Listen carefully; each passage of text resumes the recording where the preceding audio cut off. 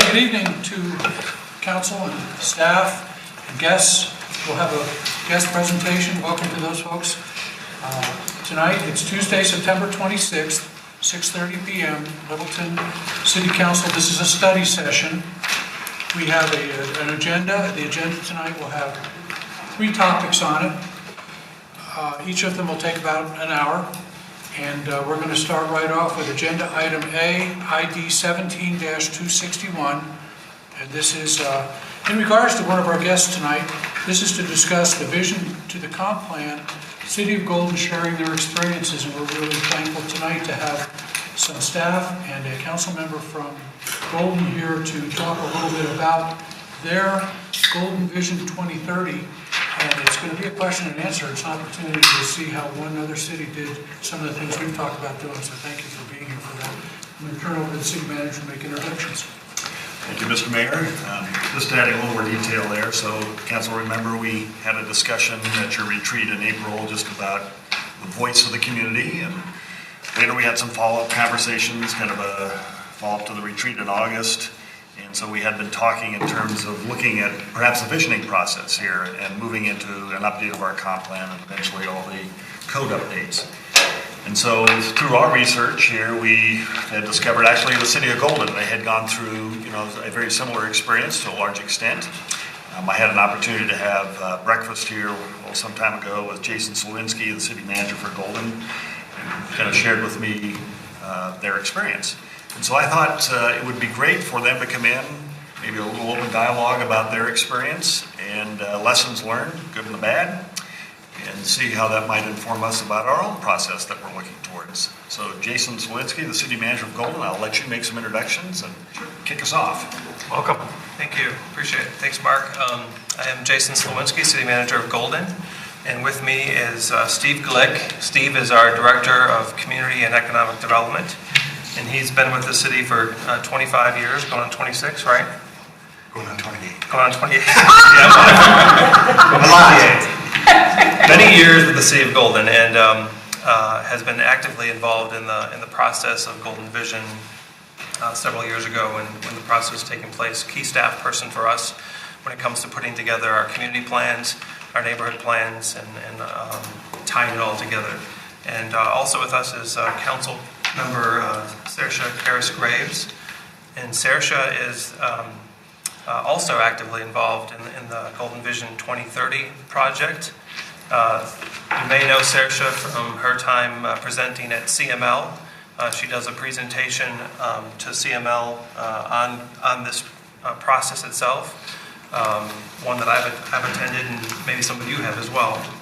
And she was actively involved in that process. So you've got 2 excellent folks here from the City of Golden who can answer many of your questions, I'm sure, and give you detail as to what we went through. I did not have the fortune of being with the City of Golden at the time they've gone through this process. So these are the folks you're going to want to ask questions to. I'm here to support them. We've got a number of documents I'm happy to pass out to you. The actual Golden Vision plan itself, which Saoirse was kind enough to bring along, and then we've printed out a lot of the information on our website that relates to some of the questions that were asked during the process, some of the surveys that we went through, and so I'll pass those out and maybe let our staff take over and maybe start a presentation or answer your questions, however you'd like. An intro? Can I do the qualifier? Please, do the intro. The intro and the qualifier. Well, earlier folks heard that I might not all be here because I actually was just released from the hospital this morning after having emergency gallbladder surgery. So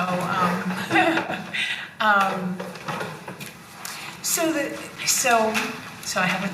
So I said, "Oh, you guys are going to come and do the heavy lifting, and I'll just be, responsive." I guess I do want to say that the thing that has always excited me the most about the Golden Vision 2030 plan is that it was time consuming. But what we did was we reached out into our neighborhoods as deeply as we could into our neighborhoods, and we purposefully spoke to those voices that you don't hear from, you usually don't hear from. And that was exciting to me, and it gave me a lot of confidence in the results, that this was coming from the people that live in our neighborhoods. The commitment on the part of our organizing committee was actually so strong that they said nothing goes into our plan that isn't actually the words that were either written or spoken by a citizen. So sometimes the construction is a little, maybe even like look a little odd. Well, that was because it wasn't sanitized. It was actually the words of the people. And some people think that's incredible, how could that be? But it was, because we actually spent 2 years in this process, and did a lot of outreach, did a lot of discussion, looked in, and again, I said deep into our neighborhoods, deep into our organizations, multiple, as you can imagine, multiple ways of collecting information and then collating that. And it has proven to be something that not everybody knows about, but once they do know about it, they go, wow, this is great. And it's not just a snapshot, it's actually a picture of our core community values. And it's something that you can go back and say, this is what we said. This isn't what Joe Blow said. This is what we collectively said matters to us. Somebody picked out a phrase one time. It happened to be about housing diversity. And they said, who said? I said, you said. You said. You all said. Now that might have been a little bit quippy, a little bit smart alecky, but that's the truth. So, Saoirse. Oh, sorry, and then I'll stop talking. Well, Saoirse, Steve, and Jason, if you want to jump in at any point in time. Start off, what was the motivating factor to even go through the exercise? We have to go way before that. So he can do that. Okay, so even before that. Way Okay, before so he's going to give us the history. Okay, Yeah. great. But I promise only to go back to 1990. Okay. As chances are you make fun of your planners for going back to the Code of Hammurabi or your city attorney for going back to English common law. I started working for Golden in late 1990, and they had an ancient alleged policy document that was actually put together by Brown Boards Coddington, BBC, and it was the most incomprehensible thing I'd ever seen. It had like 3,000 policies in it, and it made absolutely no sense. And so we urgently needed to try to figure out what we wanted to do as a community. The zoning ordinance was from 1973. The subdivision ordinance was from about the same time. And so we were very urgent. So we attempted to do what I think you might be thinking about doing, but we did it with a task force subcommittee that City Council appointed with Planning Commission. And one of the big aha moments for us with Golden Vision was, it's not that the results that you get are that much different if you have a small group of the people who already are committed. What you don't have is you don't have the community buy-in, the community understanding the common belief in what the vision is. So we did do what in planning terms we called a vision plan at the time. There were two types of plans in the 80s, 70s, 90s. A map plan, where your basic comp plan was either a map of your whole community and you on a map said what the land use was of every single parcel, or a vision plan, or a policy plan.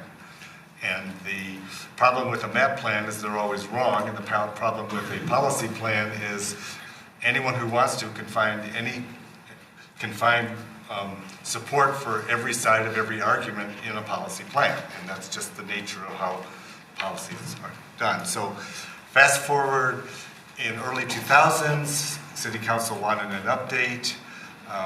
We had a slight housing boom in the late 90s that you might have. Golden didn't participate in almost any of the major housing booms since the 70s.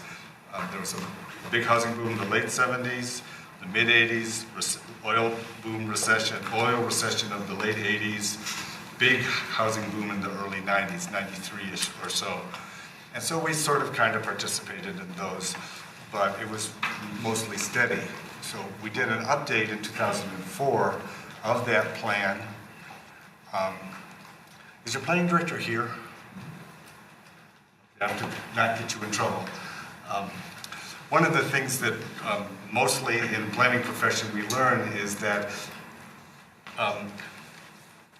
plans are way lots of work, and sometimes the outcome is it's not proportionate to the amount of work. And so oftentimes we don't want to update plans if there really isn't a need. So in 2004, we did an update because City Council wanted an update, and frankly, it looked very much like the 93 plan. Some things get stale, then some things do get stale and you need to redo them.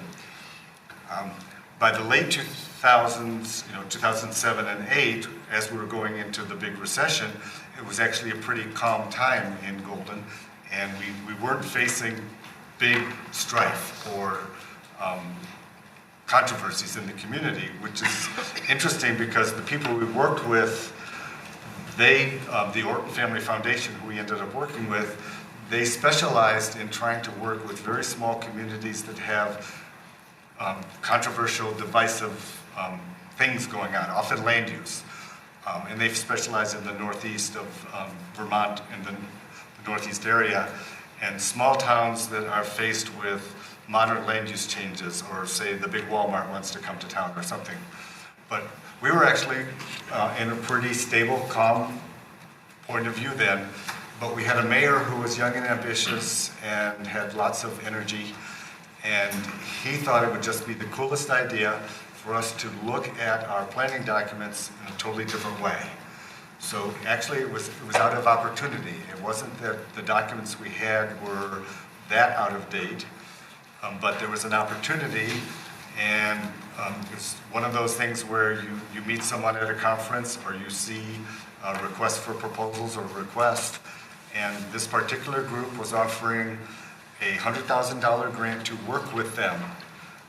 They do specialize in very small communities, and it may not be something that works for you, but the interesting part of the story is it got us looking totally differently at what we were doing. And I and my staff actually thought we were going into it to do a comprehensive plan for the community, and it turned out that's the farthest thing from what we were doing. When we try to describe it, we also say things like we were flying the ship while we were building it and hoping that we didn't crash, that we got it built before we got to the landing zone. Because it was pure, our goal was to let the community tell us who they were. Who is Golden as a community? And it turned out that it was not in any way a plan. It was an articulation of our community.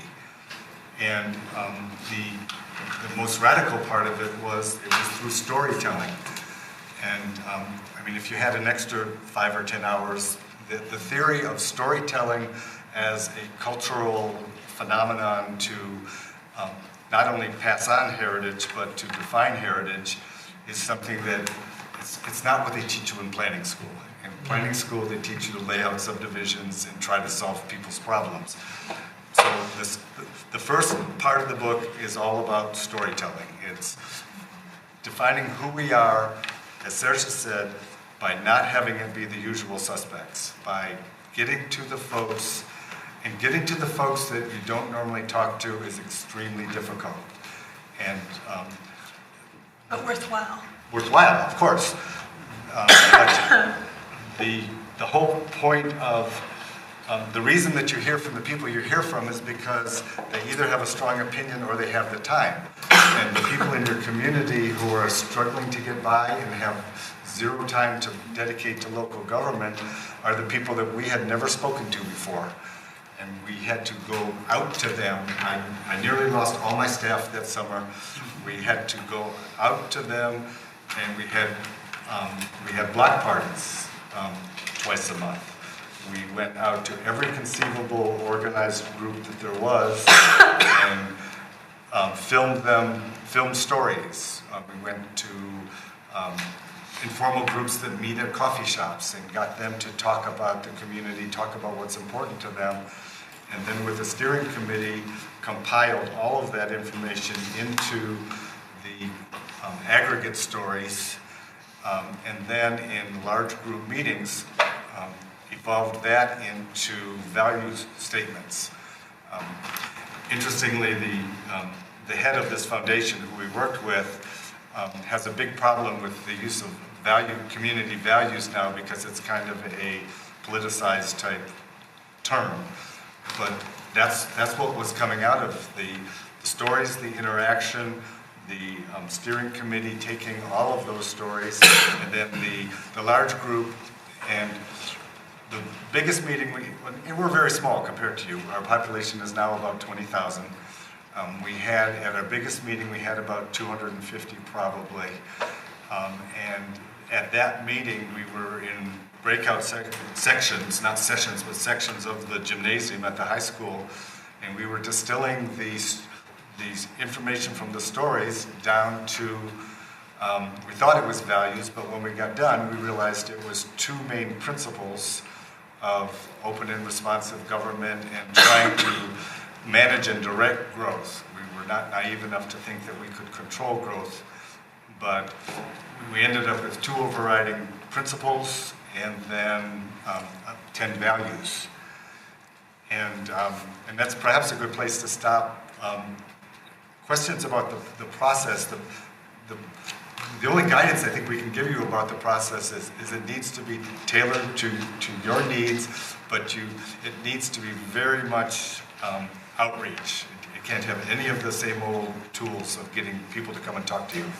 Sorry, sir. I'm really interested in what you said about getting the voices from all the places in the community. And I'll just throw out an idea to you and see if this supports what you said. You know, if we were to ask staff to do a community meeting, it would be organized, it would be in one place, it would be announced, it would be it. And a lot of times when we're elected, that's not the same information we're getting. We're out in we're somewhere in a community, we're knocking on, somebody catches us in the King Supers, or, and we hear a different tone, or we hear different stories. And so sometimes there's a little conflict there, because we'll go to the staff organized neighborhood meeting, which used mailers and whatever it used, and we're not catching the same things.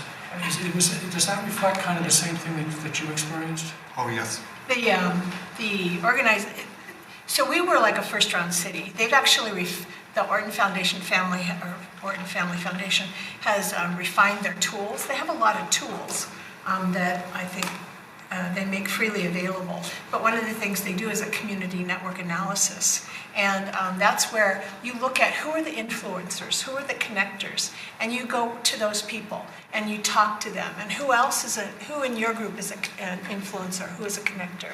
Who could we talk to? And so you basically, I don't know if the right word is mapping, but you're mapping your community by going out and talking to a lot of different kinds of people. But you have to go out and talk to them. You have to catch them where they are. You have to feed them. You have to do things that they might be interested in, like have a vet come and, the block parties, we had food. You always had to have food, but you had a vet, a visiting vet that would come. You had depending on your community, of course, a person who could, tune up your bike, stuff like that. One of the, Does that make sense? yes, ma'am. We're thinking about a project now to try to determine if the community wants to invest more in the community. And one of the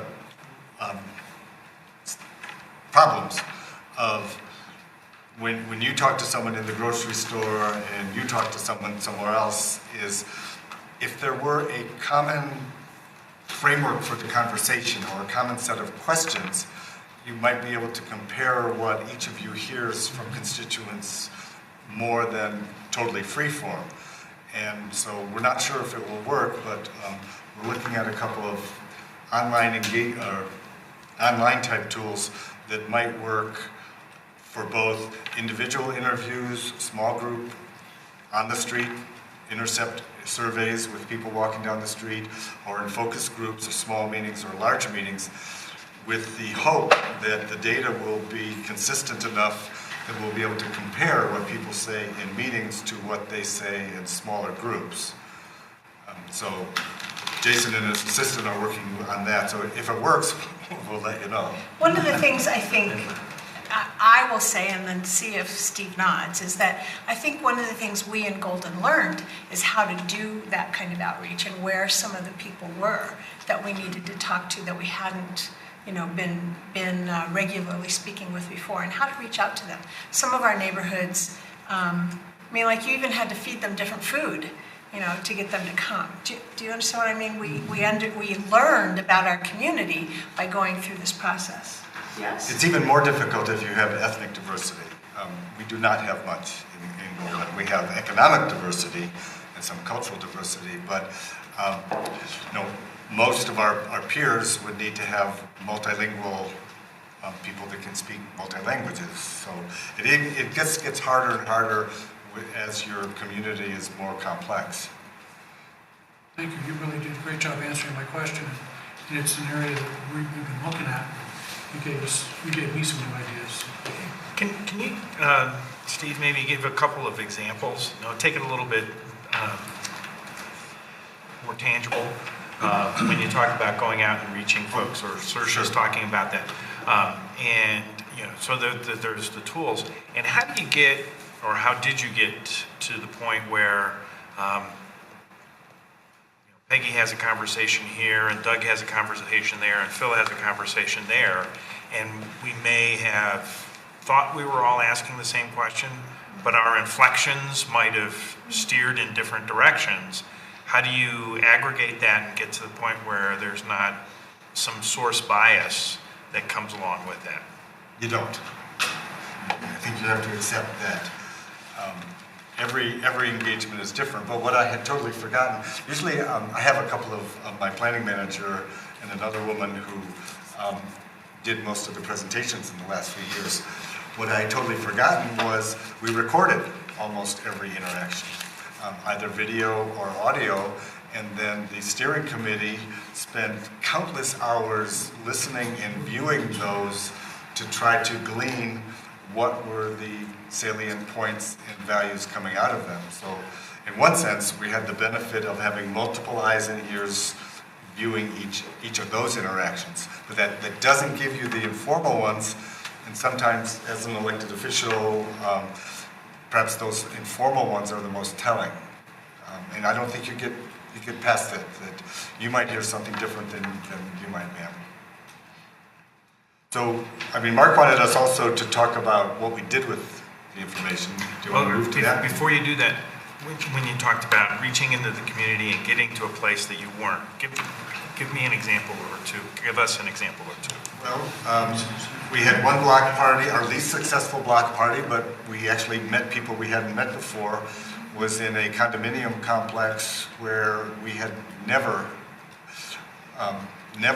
been able to connect with, and even people running for council have a tough time getting people to talk to them in this one area of town with a mobile home park and this one condominium. Otherwise, schools, getting to youth takes extra work. Getting to seniors takes extra work. Oh, boy, this was a pretty cool project, I'm remembering. We had chili dinners at the senior housing project. And engaged with people there who I'd spent 20 years there and had never met one of them because we didn't go to where they were at every day. Yeah. There's a mobile home park, it's actually quite large, in my district, and very, very, very difficult to get to those folks. And so we actually, I don't know if we did this. Did we go out to their... Yes. Yeah. So they have a clubhouse. And so we went out to their clubhouse. We didn't even ask them to come to the local school. We went to their place, their home. You know what I mean? And that's what I meant by we had to take some different food. We had to learn, They didn't really want sub sandwiches, they wanted something else, but, so that's a different conversation, it's a different population, but it's extremely valuable. And just going to them sends a message. Does that make sense? Yeah. Is that what you wanted? Yeah. After all these years, I've realized that the pages aren't numbered in this book, which is unique. The last portion of the book is actually the report, the special report we did. And it has some graphics in there that are primitive. I'm responsible for all of them, so I can be critical of them. They talk about certain things like almost, once you get past all the nice stories into it, there's a how will this be used?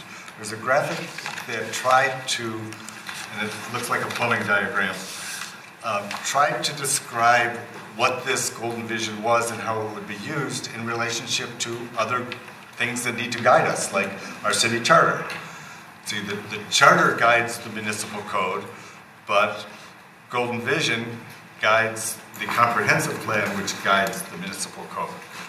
And we looked at not only the regulatory side of achieving the community that is described, but also the operational side. There are policy decisions that council makes that we felt should be measured against our goals and vision values.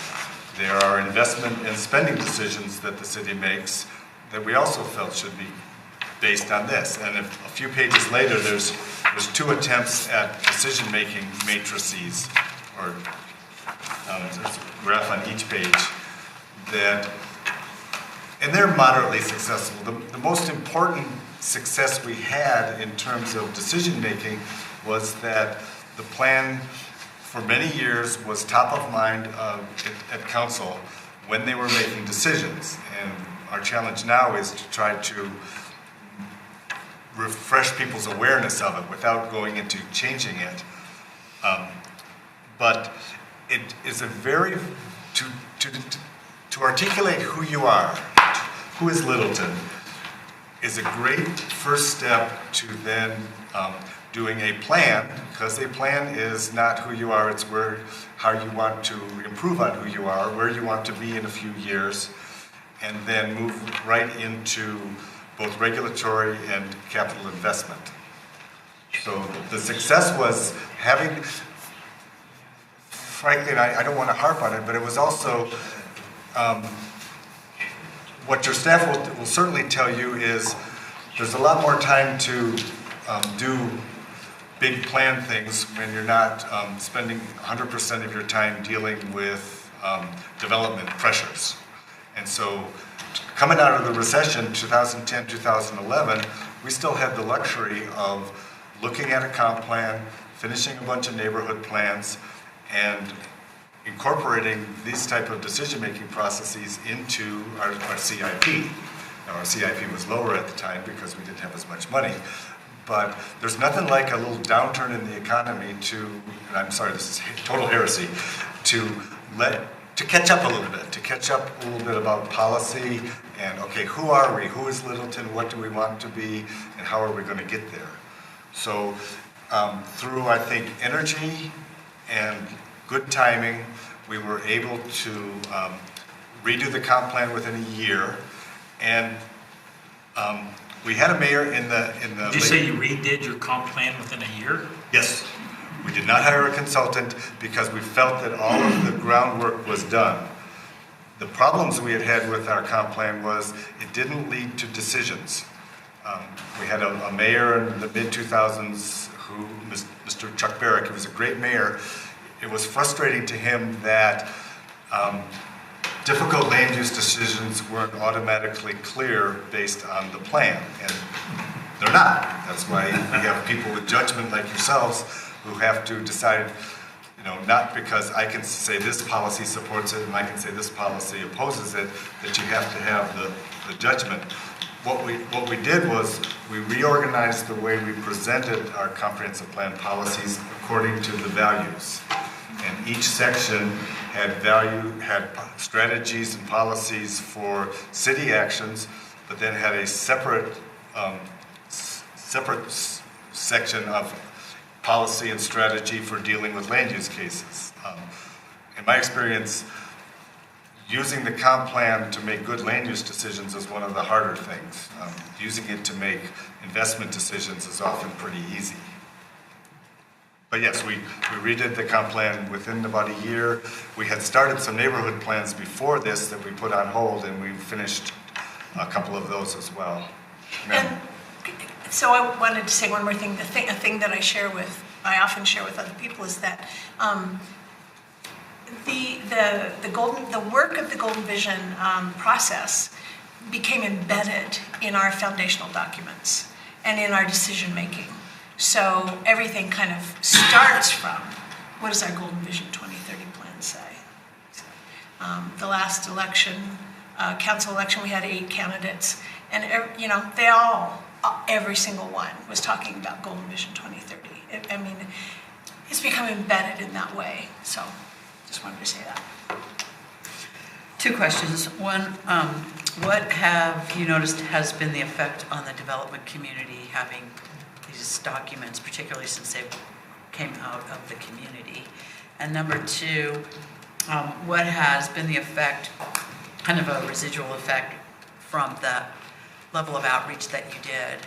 Have you seen a more active community, a more participatory community? Have people kind of gone back into their homes? I know this is dated 2011, but immediately following, what was there? You answer the second question. Why don't you do the first one first? Okay.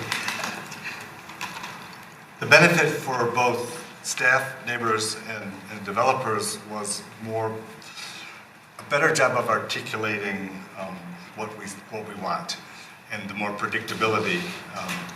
My entire career working with developers, they often say, and usually they're not lying, that they don't really care what the requirements are as long as they're clear, predictable, and known up front.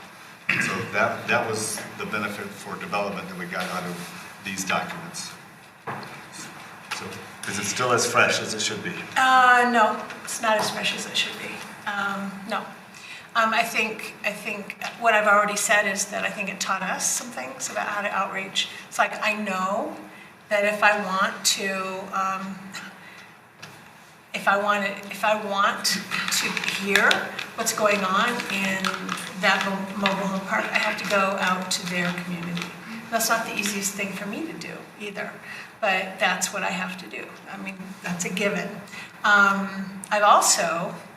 One of the impacts is there were still people in the community, we're still people in the communities like, oh, you just put that in a notebook and it landed on a shelf. I said, actually, no.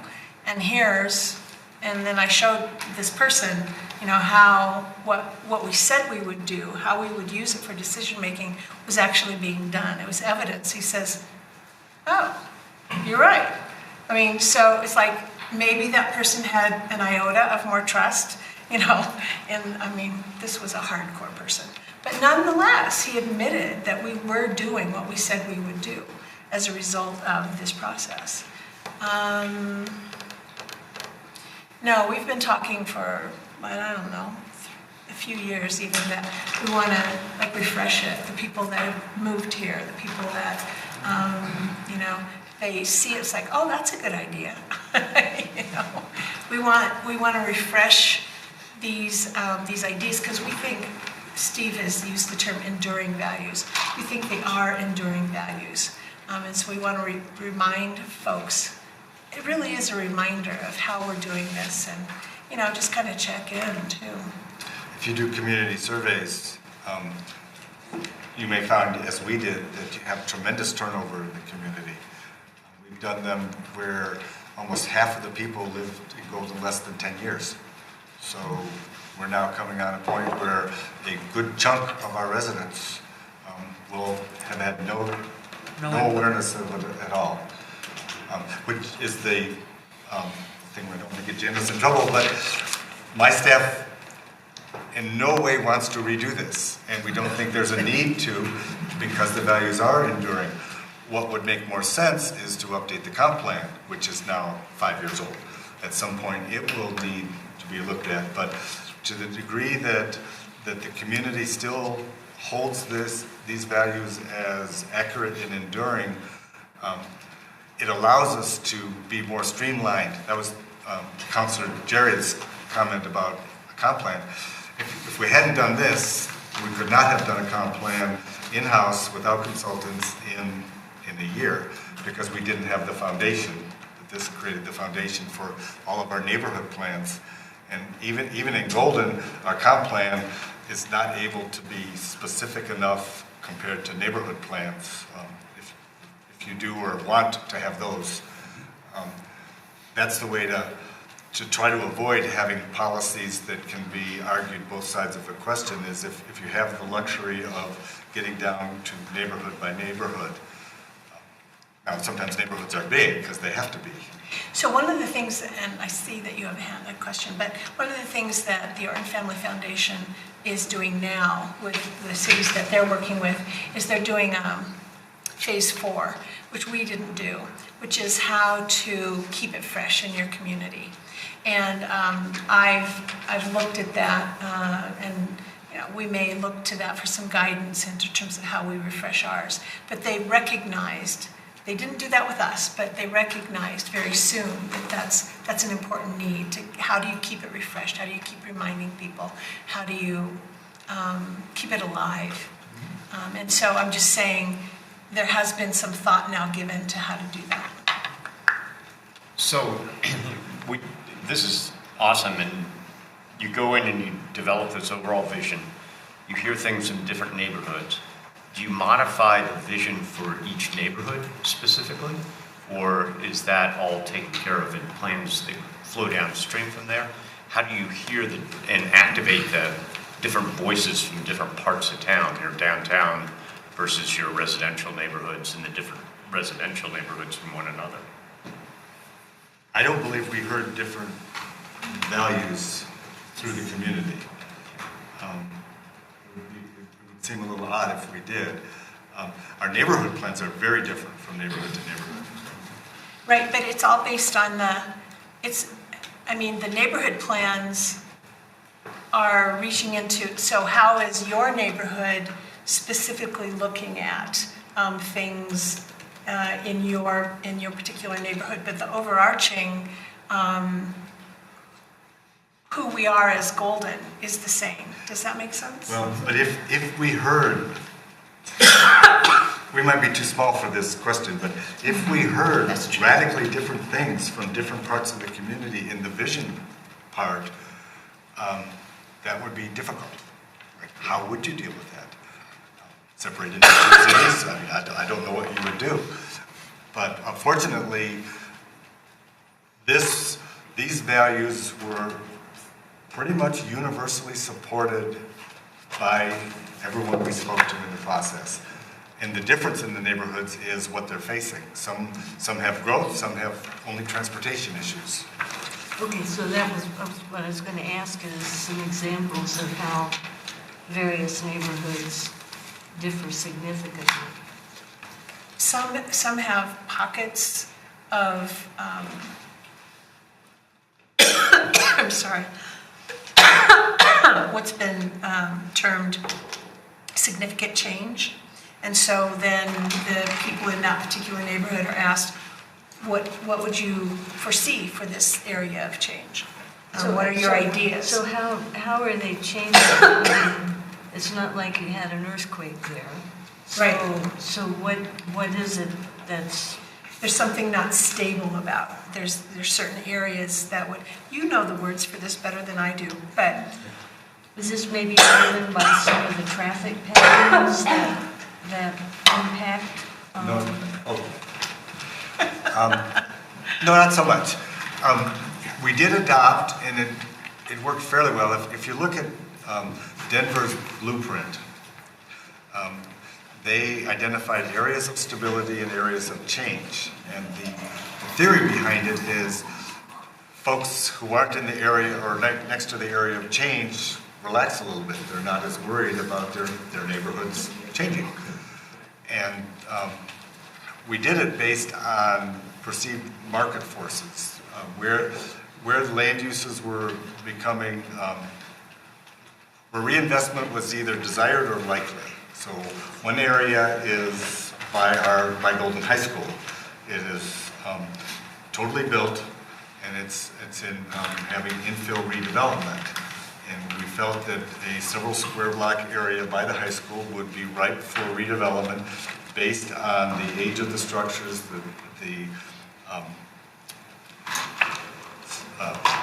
status of the structures. They weren't in very good shape. And then market forces would want them to change. Some of our areas of change are very long-term, and I'm not sure, I have no idea what would happen.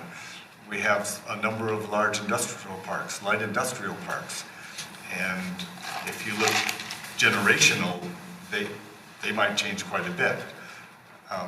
There's an area of town at the south end by I-70 where at the time we did our comp plan, you'll be amused by this if you follow high-speed rail discussions in Denver, because during all the high-speed rail discussions, there was going to be a West Metro station right kind of west of Lakewood, west of the Colorado Mills area. And we felt it would radically, and if it ever happens, will radically change the status of this area. But we are not expanding at all. So all of our era of suburban growth expansion ended 10, 15 years ago. And now we look back and realize how easy that was compared to infill redevelopment, which is very controversial and very difficult for the community to absorb sometimes. So just think, everything you have to think of is on a smaller scale with us than some of the struggles you're probably dealing with. Our transportation issues are, of course, the RTD system, the light rail, what that brought, and then the 6 and 93, what some folks in other parts of the metro area call Beltway, but we don't call it that. And we're not about to have a Beltway through our community. Density is an issue that a lot of our neighborhoods talk about now. Parking is related to density. Our issues our neighborhoods are facing. We have one neighborhood that's adjacent to the Colorado School of Mines, which is the university in Golden, and that university is growing. They built a football stadium. They want to build a parking garage. They built an academic building. They want to build a dormitory building. So they're growing. That's impacting adjacent neighborhoods that are, have been there for a long time, and so part of those challenges are we see, with density and parking and all those types of things. And dealing with impacts that objectively are not alarming, but when it happens on your street, you're alarmed by it. Yeah. Like if you have a very low volume street, a big percentage increase in traffic that's still a low number is alarming to you. So it's tough for planning commission and council to address the objective level of impact and the perceived level of impact. And I'm just mad attitude. But it's still important, I think anyway, it's still important to, for that neighborhood, those folks to have an opportunity to say, who are we within our little neighborhood, to make that more explicit. Does that make sense? Yeah. Because that's not going to reflect all of Golden, but... So I'm trying to remember the last time I was there, but one of my former students at the community college went to School of Mines, and we went there for a couple of his activities, and I remember some pretty exciting parking challenges. But so what you're getting then is just kind of the cycle of aging, and not necessarily people aging, but they are, but the community aging, and maybe people are not taking care of their property the same way, and then somebody wants to just replace that with something else and maybe higher density, those kinds of issues. Yeah, I mean, one of the things we hear a lot is, especially with respect to the neighborhood near the university, is, well, this is not how it was when I moved here 25 years ago. How come I'm now dealing with this? I wasn't when I moved here. So that's the change that I think we all are struggling with, but that we're dealing with as well. And even well-maintained properties, we were in a panic about scrape-offs and pop-tops 15 years ago. That phenomenon from Denver, from central Denver, was going to move out. And that, what would it do to our neighborhoods when someone scrapes a little 900 square foot house and builds a 3,000 square foot McMansion on this little lot? We're starting to see more of that. Land values are just high in the metro area, and when you can scrape a house that's zoned R2 or something and build 3 townhomes on it, of course somebody wants to do that. And the person who's lived there, that's the best way for them to secure their retirement or beyond that. So it's small scale, but oftentimes really emotional changes. Anyhow, parking. What we had to do was we had to start charging parking downtown to push the university parking back on. I drove from the south today, and I have never seen so many cars in my life as at Arapahoe Community College. So fortunately, if they're all parking on campus, you guys are doing well. How long did it take and how much did it cost? The visioning process took 2.5 years. The total cost was about $300,000 in $260 or so in direct costs, lots of staff time. So 2.5 years from beginning to book? Yes. Okay. And the $300K, that was hard cost? Yeah, those were the hard costs, And then $260-ish. what do you think? Time? It could be hours, Yeah, it doesn't need to be dollars. 5,000 hours, maybe. Maybe not. At least 3,500. The foundation that developed this process, again, they specialized in smaller towns, but they've refined the process quite a bit. They have a field guide, and they're still refining it. So they're now saying they're talking about less time to move through the process. But is that based on the community size? It's based on the process. I mean, from beginning of process to end of process, they're talking about 1.5 years, maybe 2 years. So. And But so that ends up- community size doesn't have any effect on that? It would, of course, but it depends on how you organize it. But it depends on how you organize it. I just want to make sure I understand. So it was 2.5 years visioning and then 1 year comp plan? Okay. And then, since then, we've finished 3 or 4 neighborhood plans. We only did 1 major code upgrade since then, and that was introducing a form-based code for some of the areas of change. Do you lecture them on Euclidean versus form-based and all of that cool stuff? So zoning started in about the 1900s, and its main purpose was to separate land uses to protect me from what you were doing on your property, and it sort of kind of worked, but not really. And the newer trend is more form-based, focusing when you can. Sometimes you just have to separate land uses, but focusing on the building. And especially in our downtown core, the use of buildings changes, not necessarily dramatically, but it changes a lot over generations. And so that's the only change we made, and we did it in a corridor south of downtown and in this one area of change. That was a lot of work, but within 3 years, we had the comp plan and that major code change and a couple of neighborhood plans completed. So, let Doug go first. Go ahead, Doug. I'm trying to get from the top end of the vision down to what the planning commission and the city council look at when they're making a decision. So let's take Golden High School, which you said was an area of change. And let's take a hypothetical 900 square foot house. And I think you said R2, the owner wants to sell and a developer wants to come in and put in 5 condos. What document is it? What thing is it that the planning commission look at and the city council look at to see whether that's okay or not okay to guide their decision-making process, and the developer looks at so that he has predictability? If it is already zoned for that use, it is primarily the site development standards, which are codified. That's the code. There is some discretion in the code, but there's tremendous discretion for a rezoning. So for a rezoning, they don't go back to this for the rezoning. They go to the comprehensive plan, which took the values and put them into policies that said, for, one of our values is walk, safe, clean, quiet neighborhoods.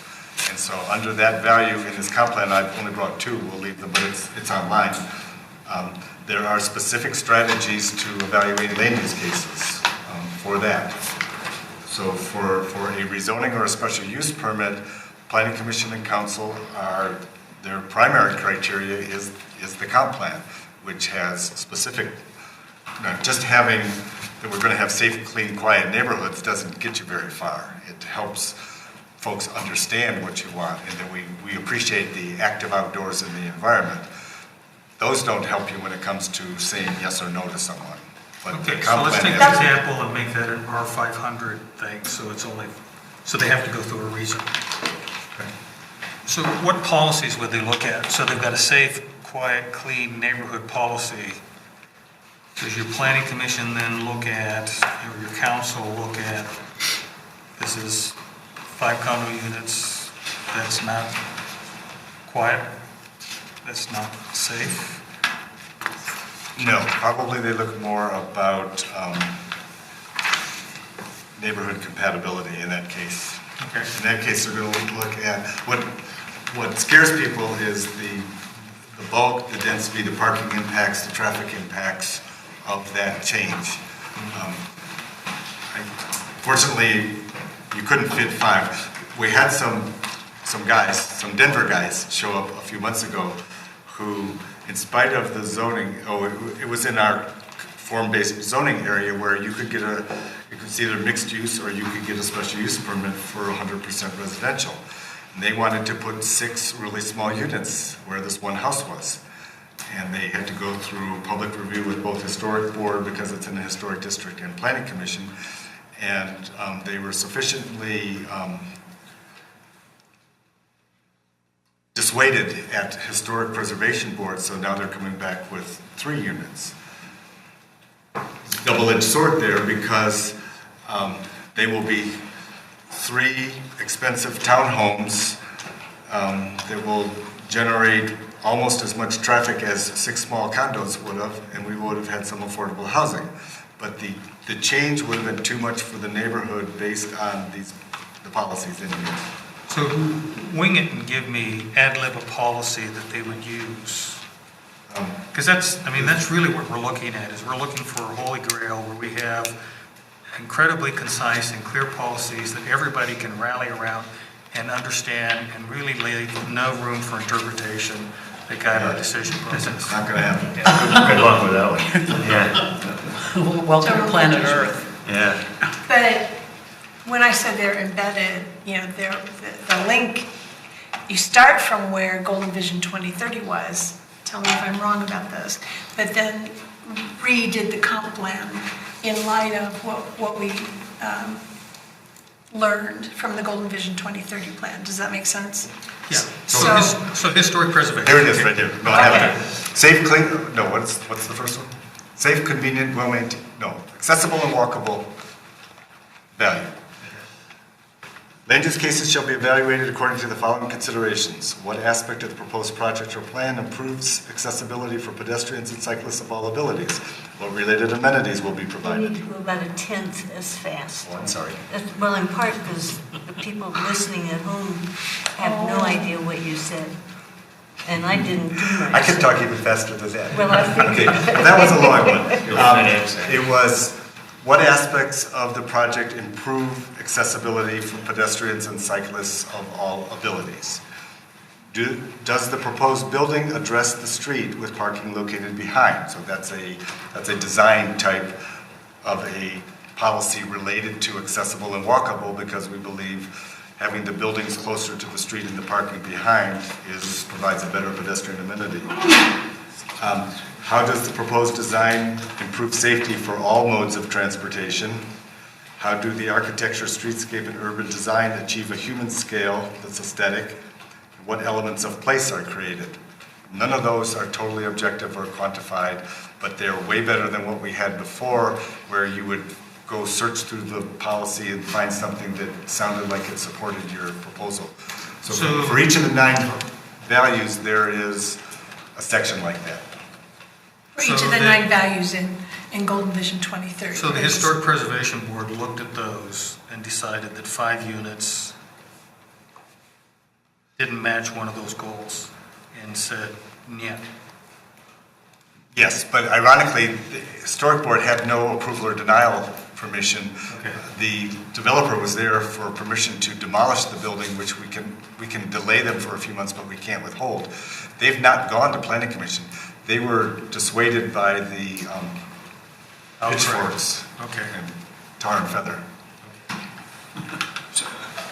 We're getting toward the end, so I'm going to make sure everybody asks the questions. I have one more question. It's a little bit in the weeds. When you were in this first year, second year of this process, where was your planning commission or planning board in that process of going from the voice, the values, and the vision to the comp plan? Where were they? How did they fit? Did you have them actually crafting, or was staff crafting and they were approving and then going to council? Or how did that fit? During the Golden Vision process, I was trying to remember how many of them were on the steering committee. Just one, you think? So they had a representative on the citizen committee for Golden Vision, but in terms of the comprehensive plan, it was collaborative. Staff would draft up an outline and work it through. So countless study sessions with the Planning Commission about the structure of the actual comp plan and the specifics. I'm thinking there were a lot of meetings. Yes. You would have to have a planning commission that was committed to this process and part of it. Committed. I would expect. Yes. There was actually, as I recall, I thought you were really good at this, there was a lot of discussion up front about, there was honesty about this is going to take time, this is going to take money, this is going to take our resources, both financial and human, and why would we do this? And so, I thought you did a very good job, and I think better than some of the other cities at the time, of laying out why we would do this, what it's going to result in, and why it's worth the time that it will take. But so we had to do that. We had to make the case, basically. Good question. When you applied for did you apply for the grant? Yes, ma'am. And then how long a process was that? It was just a couple of months. It might be longer and more Yeah. for them or other people. Okay. Yeah, their process around many has changed a lot, but they were, we were a first-round city, so they were building, that old saying about how you build the plane while you're flying kind of thing. They were working on that too. They had some good bones to the process, but for me, the key piece was the reaching out. Yeah. With the cascading was first the comp plan, and then you're doing neighborhood plans, and you've only done to date so far one code update? No, we're constantly updating the code. One major code. One major code. One you think was significant for land use, for changing the way development would occur. As a result of that. Yeah, for the period of time in which the Golden Vision 2030 plan was being developed, we put a halt to the neighborhood plans until we could finish the process, and then picked it up again. Let me say that, I'm impressed. My impression of Golden is that you're kind of a hotbed of activists. I can remember you had the moratorium on building 10 to 15 years ago. the Beltway's been a rather interesting conversation in your community. So the fact that you were able to accomplish something is pretty impressive. We had a lot of volunteers that were very dedicated. People in Golden love their city.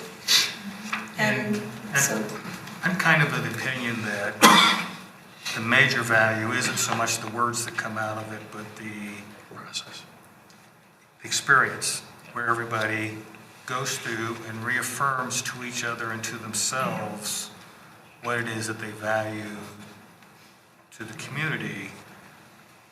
And then it gets set aside until you go through another process like that. And I think you said that it didn't much matter, that the values didn't change so much whether you had a subset of people or you had the whole set of people, but getting everybody together made the buy-in and the feel for much better. You're better articulated than with a smaller group, but unless you have a culture of storytelling,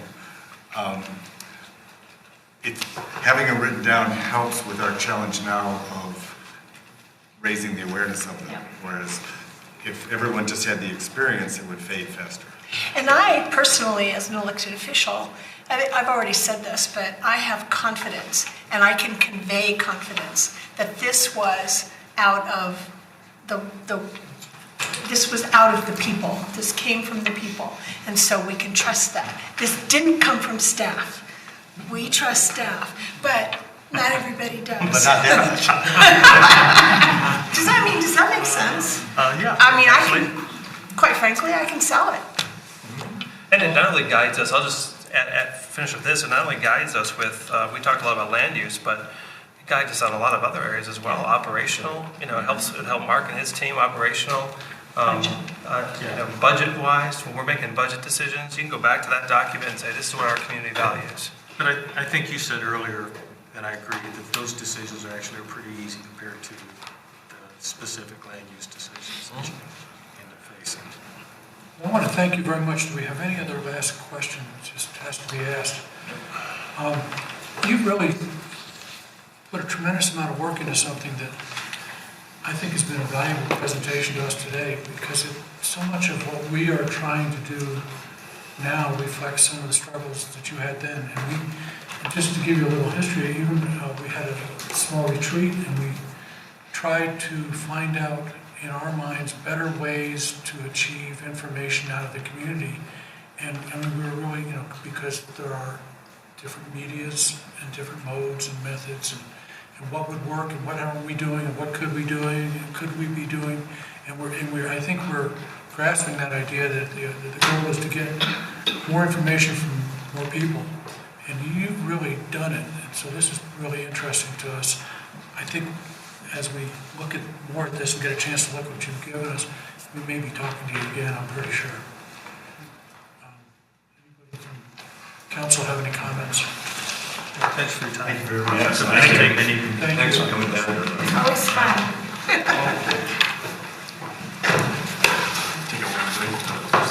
We have to send you an audio-visual setup. Let's take a 5-minute break. Can you send us a couple of your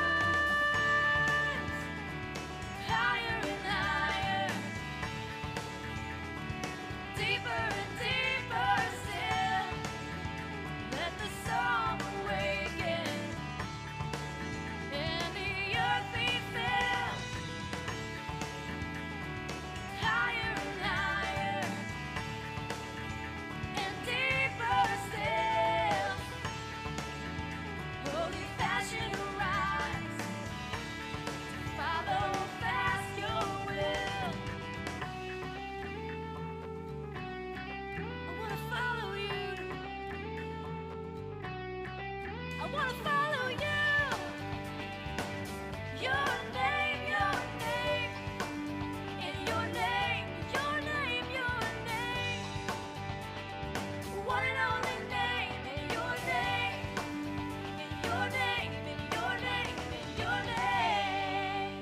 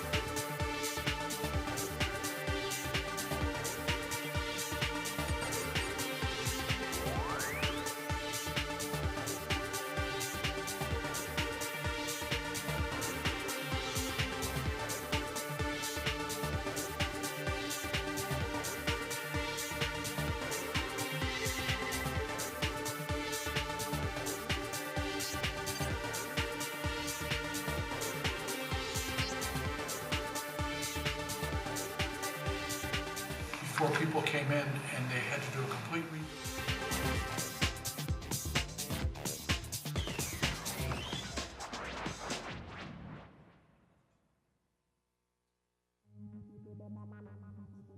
it won't,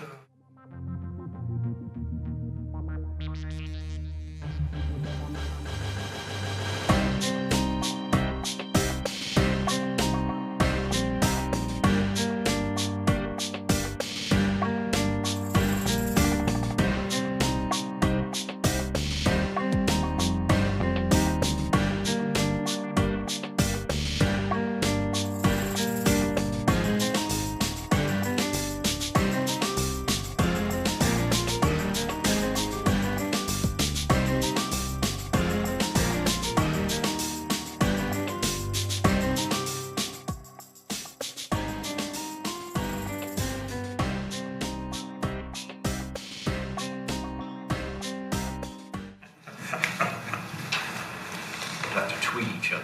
That's right. he tells me we're on the air, I don't know. I don't really know until he tells me. So. No, keep cool.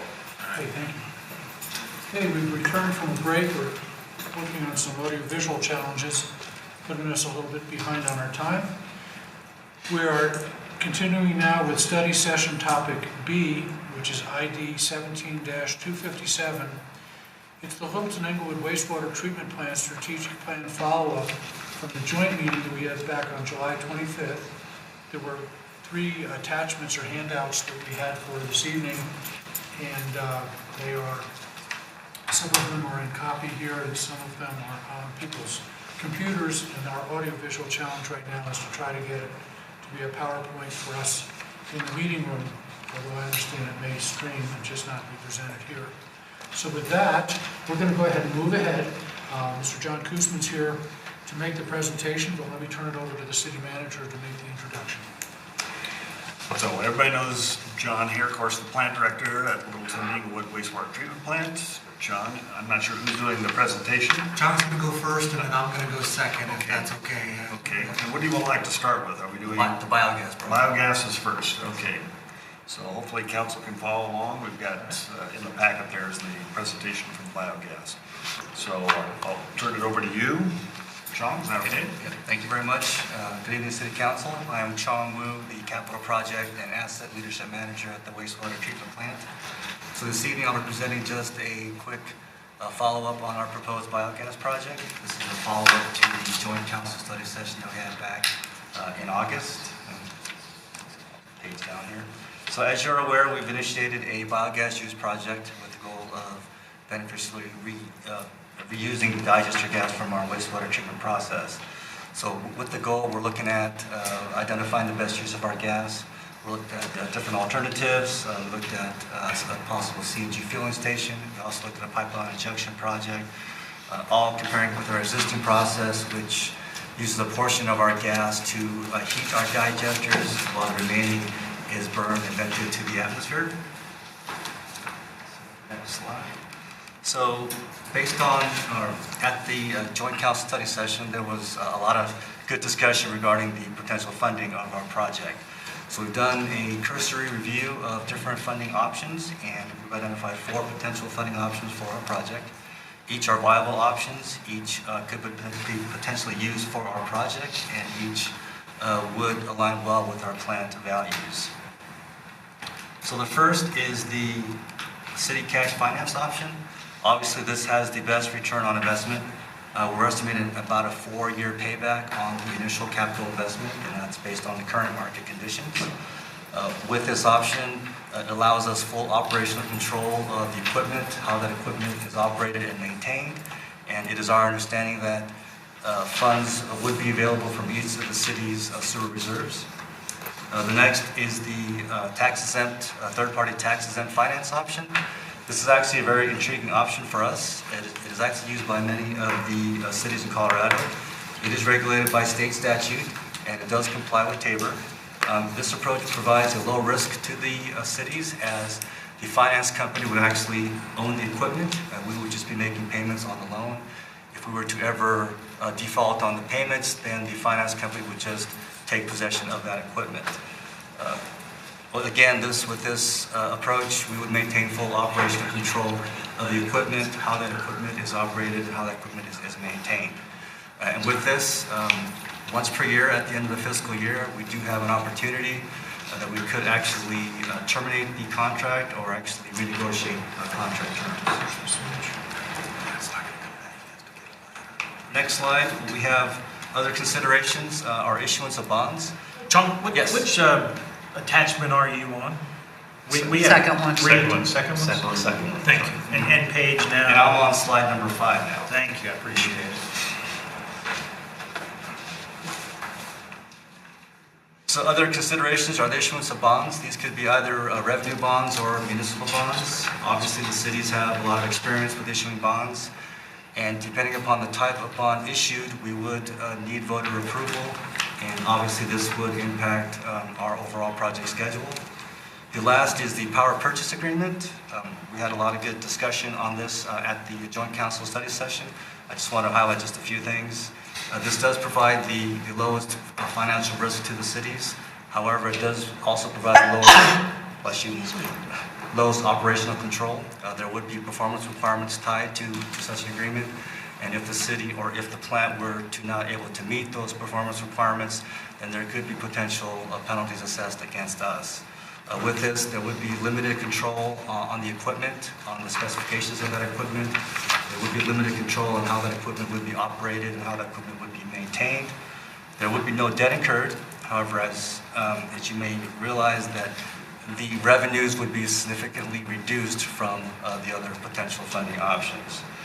With these agreements, they're typically longer term, and that would lock us in with no or limited options to do an exit strategy, and that would limit us in terms of being able to be flexible and adapt to changing market conditions should they occur. So what exit strategy would we have in this? Why would we need Exit strategy for power purchase agreement? power purchase agreement? What would be that? What would we be exiting from? So we talked about the Renewable Fuel Standard Program and the RINs. If they were to sunset after year 2022, then obviously all of the revenues there would be no revenues.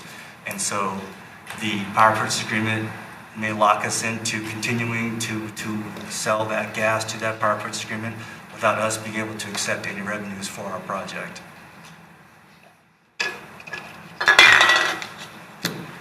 So we actually wouldn't have any cost problems. We would just have not as much revenue potential problem. Well, typically, as I understand these power purchase agreements, we do share the cost of operations and maintenance.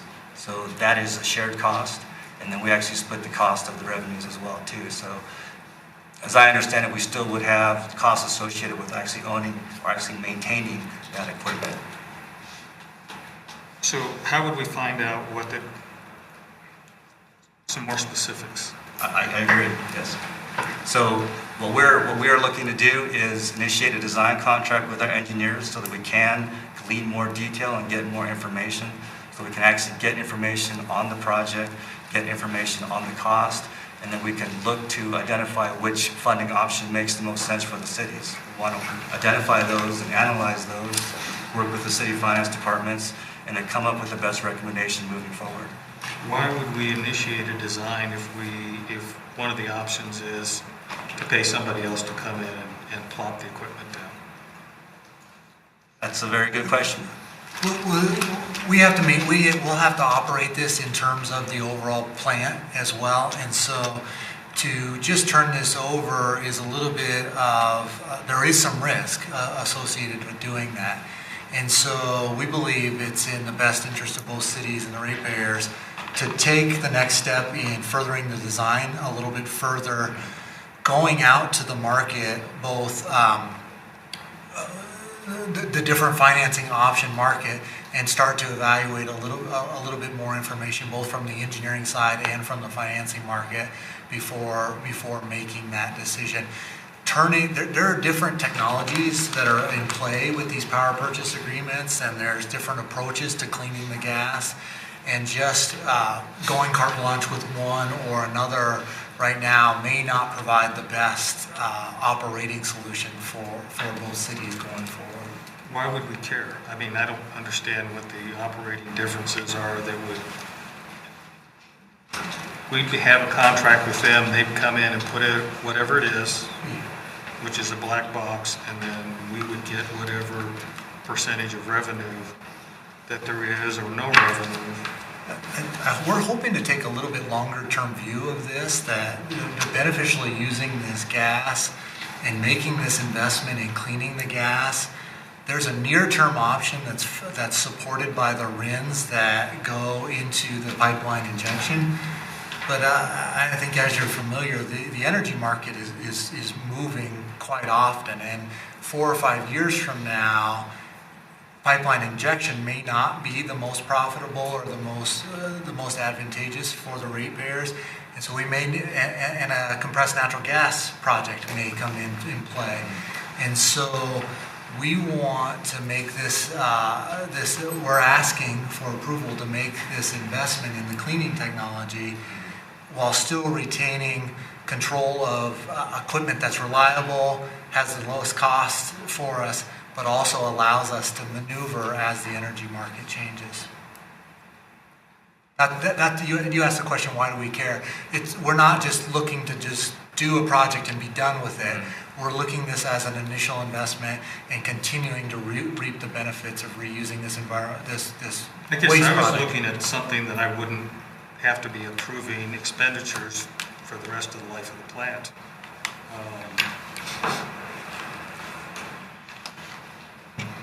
So, as an aside, explain to me what happened to the generators, the turbines for electricity. I had somebody call me years ago and say that there were generators sitting there unused, and I didn't believe them. I thought, that's a little... So the generators were originally purchased 1998, 1999, and we found operational challenges with those gen sets. Based on the condition of our gas, the quality of our gas, we had a lot of siloxane buildup, and it wasn't compatible with the engine generators, and they just weren't running. It was a maintenance nightmare. It was very cost prohibitive to run those generators. So back in 2004-ish, we decided that we just needed to basically mothball them. So who designed that system? You don't have to really ask you. Brown and Caldwell designed that project. I have a couple questions after we finish. So on this power purchase agreement, I missed the meeting, and I apologize for that, but who is it with? Who would it be with? A party that we select, or? Yeah, that'd be going out to an RFP, a request for proposal for an agency to come in and propose on a project. And then why, I mean, if we're limited as, and as for the attorney, are we really limited to all these terms, or why can't we negotiate terms that are more favorable to us? I want to take a look at that. I mean, I think certainly there's no, and some of this gets into also our code versus Englewood's code. And Englewood's code, and I'll need to talk with the city attorney in terms of how they handle their bids. What I'm familiar with is that sometimes you actually would do these types of bids where you have a competitive request for proposals, and then you negotiate from that request for proposals. But because this involves both cities, if Englewood doesn't have that flexibility, then that would become an issue. And so I'll be getting with the attorney to answer that question. Cool. Thank you. Thanks. I have a slightly different question, Chana, on the power purchase agreement. You mentioned operations and performance measures. I understand that there's a requirement for continued operations and some shared costs that might happen with regard to maintenance, but you talked about performance measures. Are there others beyond what I just mentioned? Well, based on our initial understanding, there could be flow rate requirements and gas quality. You know, we're a great running facility, but sometimes we do have some upsets, and if we were to not meet those performance requirements, we could be subject to potential penalties assessed against us for that reason. And does the risk associated with not meeting the quality or the flow rate vary with the different technologies in this set? It could. And the reason why we want this initial design is to help us get a better picture of what we really need to design, what equipment is needed, and how we're going to operate that equipment. And then we can actually get a better understanding of the cost, because right now it's just a budgetary number. It's $7.5 million. It's based on, you know, an engineer's estimate. You know, we need to specify the equipment, specify the technology. Are there other plants in the country that are using anything like this, so that it's not a total greenfield design? That's correct. Okay. Go ahead. If there's a risk in a power purchase agreement because our operations can't maintain a certain level of gas quantity, wouldn't that same risk exist if we did the system ourselves and sold the RINs? I mean, if that's a real risk, shouldn't that show up? These are all balancing of risk and reward, and so on the scale of the power purchase agreement, they're providing all the funding, they're buying all the risk, and so as a result of that, if our performance varies, the penalties to us as a they're going to come back to us to try to recuperate some of that risk, to transfer some of that risk back to us as a result of that. So I'd say the penalties of operational upsets, the risk of operational upsets, or the risk of variable conditions is much higher because we've shifted the initial financing risk over to them. On the other continuum, the cities and the ratepayers are taking the financial risk, the capital upfront risk, but you're buying some of the operational risk, and you're also buying some maneuverability as the energy market changes over time. So, but we're in essence taking all the risk on. I mean, if we finance and install all the equipment ourselves, and there's operational problems with the plant and they can't maintain the gas content, say it drops below what Excel's minimum BTU per standard square foot is, or cubic foot. I mean, the risk is entirely on us because we've already invested the $7 or $8 million, or whatever it turns out to be. I believe it's in your perspective. You know, we're making an investment in the natural gas. We're asking for an investment in the natural gas, basically industry. This is one approach for initially getting into, and the financial payback of that makes sense. We would like, as we started with a feasibility study, we wanted to see how we could beneficially reuse this gas, and we looked at alternatives, and that's where we sit today. We're asking there looks to be very low-hanging fruit, a 4-year payback period, to get into the natural gas market, to get into the clean natural gas market. We need to come back to you having investigated that with the support of an engineer who has more experience than plant staff on this, in order to better characterize that risk, and so that you can make that decision. And we're going to show you here sort of the schedule. It feels like you are having to make a financing decision today. We're not asking you to make a financing decision today. We're here asking you to allow us to go forward with the design, to get more information so that you could balance the risk and reward going into these different financing options, and come back to you with a financing request in the first quarter of 2018. Yes. Just a comment, when you take a look at the city cash financed, I know there may be issues as to what flexibility Inglewood might have around something like this, but what does that do with cash that might otherwise be needed for compliance or coming up with compliance? Because some of that has been accumulated to be able to mitigate some of those future costs, and how that might impact the equations would be the part that I'd ask. Yeah, I think Tiffany Hooten, our finance director, is here. I think she's prepared to kind of address that question here. So we have actually looked at financing the city's half as part of our fiscally constrained 5-year plan within the sewer utility. So maybe Tiffany can shed some light on it. I think when Tiffany's coming up, one of the other things that maybe, John, maybe you can touch on, when you say engineering design, you might give the council a little bit better idea of kind of what level is that, what percentage is that? Is that 10, 20, or higher percent when you say design? That might help the council. So to your question, Phil, we did some projections based on the capital plan that the plan has provided to us over the next 5 to 10 years.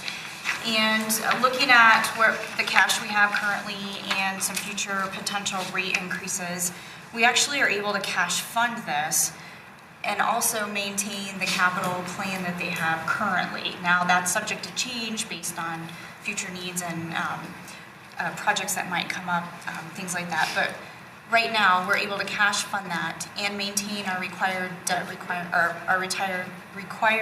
ratio for our current bonds that we currently have out.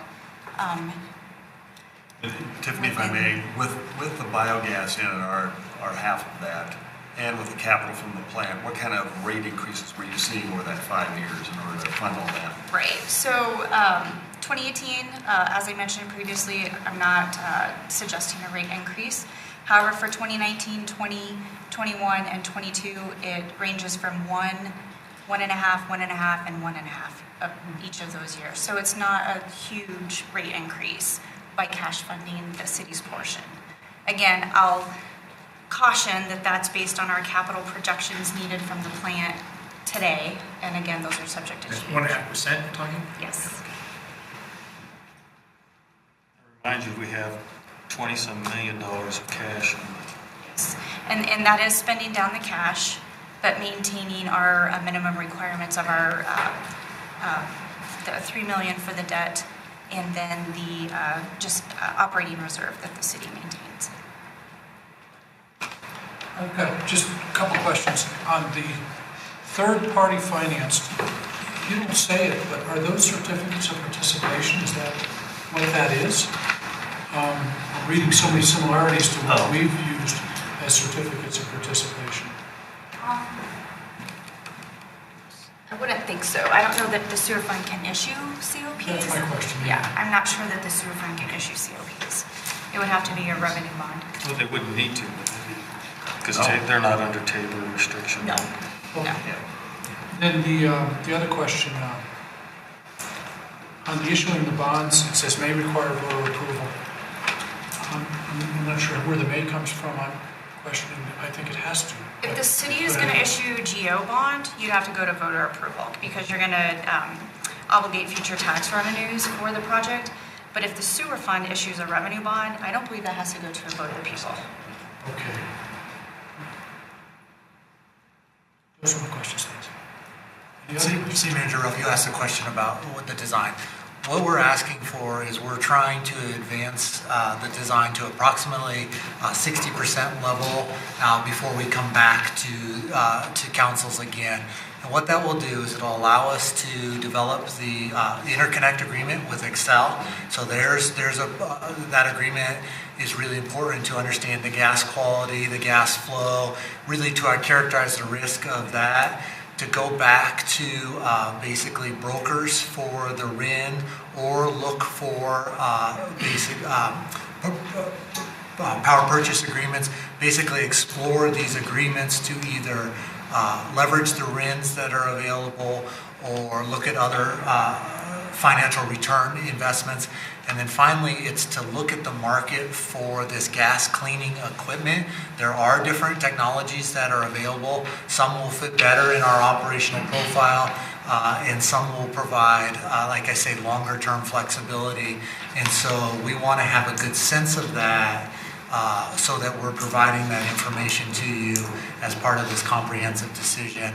The other part is we'll get to a more refined total cost at that point and a better risk profile to present to you. And so that's what we're asking for. And John, you said 60% level. 60% design, yeah. And that's the point where we can quantify the specification for the gas cleaning equipment and have these negotiations with these third-party agencies so that we can come back to you with that. So at that point, it kind of gives you a good feel. It does, Okay. yeah. And at that point, we would be, we're looking, because time is of the essence on this, maybe converting that into a construction contract at that time if it makes sense for the cities at that time. Let's explore the time is of an essence of that, because, I mean, the whole premise here is that RINs are going to continue forever.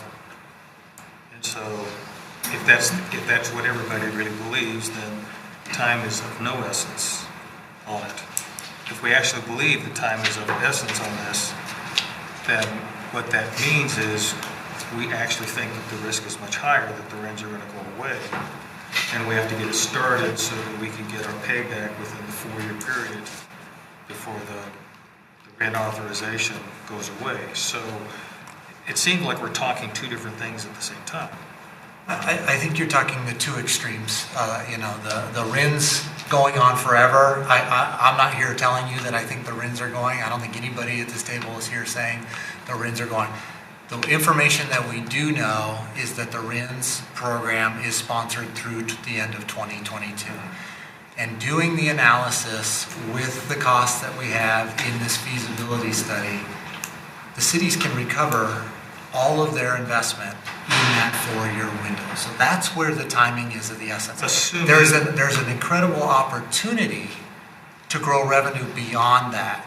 And for as long as those RINs are available, and I would say even with the RINs not available, the information we are gathering is the natural gas market is going to be robust for a while. And so making the investments to clean this waste product into a natural gas quality product, we think that's going to produce results even if after 22, the RIN program does go away. But once again, your 4-year payback is based on your estimate of what the rent prices are going to be. Based on professional estimates, evaluating the market and, looking at the data that's available. And that's the best science that we have available by which to make these recommendations to you. Well, there's lots of homes in the area that are currently piped for natural gas use. So the evaporation of the market isn't going to occur overnight, unlikely. Can you speak a little louder, please? Okay, there's a lot of folks using natural gas, so it's going to be around for a while because it's not going to go off the cliff. And we tried to show you that at the joint council meeting. We tried to show both the national market and the Colorado market and actually the world market, the trends regarding natural gas. And so we're talking about this specific project, but we really feel like this is a gateway into the natural gas market. Will the 60% design provide a comfort or be sufficient to not have the experience that went on with the generators, where it was muckier than they thought and therefore not needed to be mothballed?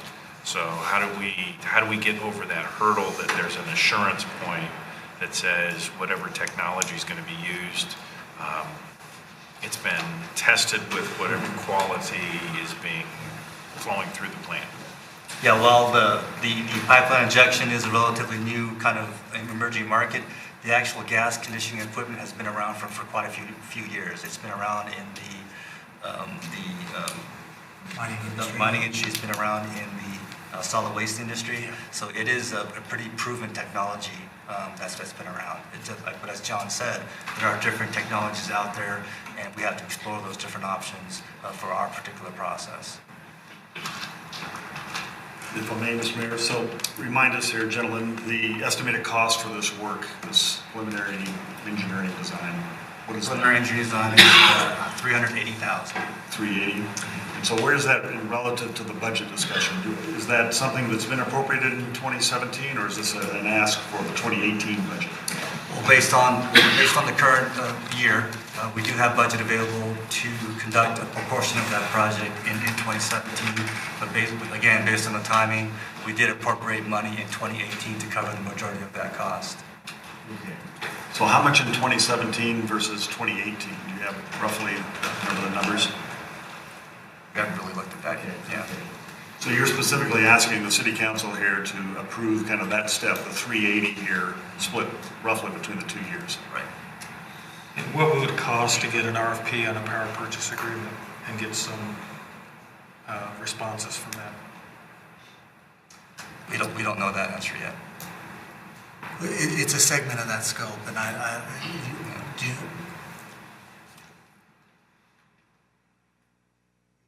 do that number. I'm having a hard time understanding why we can't just write an RFP that says, come and give us a proposal for taking our biogas and doing whatever it is that you want to with it. Councilman, Do we have a statement of we work? absolutely can do that, and we're not here telling you that you can't do that. What we're here telling you is that we think there may be other options on the table that may benefit the ratepayers to be looked at in parallel with that option. We are absolutely going to look at that as one of the options, but we think there may be other options that may make some sense. And so we're presenting you the full package for looking at these alternatives. But if the direction is we only want to go for power purchase agreements, and that's not been the direction we've gotten from Inglewood's council. But if that's the direction of this council, we will take that back at the supervisory committee this Thursday and make that discussion. So do you have a statement of work then for what you're looking for? For a power purchase agreement? No, not for a power purchase agreement. We in our scope of work, we are looking at multiple financing options. Yes. So we don't have a specific line item for the cost of work for just a power purchase agreement, but that's included in looking at the financing. It's kind of a blue sky statement of work. Yeah, we have, this report that we financed that you guys did that gives us a broad outline of your rough order of magnitude estimate on the cost and the return. What we don't have is any specific figures for power purchase. My inclination is to go get that first before we spend another $380,000 and then compare that with what the figures you have here are and see what the liability is. I don't know why we would spend money to further refine this without having any concrete information on a power purchase agreement. Well, I don't think we should eliminate the opportunity for the three other options. And I think honing in on a tighter estimate or a better quote by having this engineering is going to give us a more equal, balanced evaluation of the four options, as opposed to just going straight down one path and ignoring the other three. I don't think, I think the more information we have, the more data we have, the more options that are there, and the data being solid and being good and being real, I think that's how we make better decisions. So I think you're on the right path with this. I agree. We want to look to reduce the risk, and I think the more options we have to look at, we're going to get there sooner. Yeah, particularly since there's an opportunity for there to be an income level or an income basis with this too. I think that's a very, very smart thing for us to do for the rate holders. The volatility of energy uses in markets is legendary in this country. So if we can get a 4-year payback on a cash pay versus a 7-year or more agreement where we don't control things, that increased flexibility just makes good sense.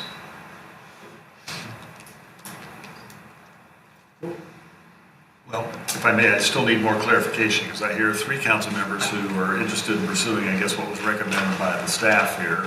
One would like to take a different path, so I think it's 3 to 1. I would add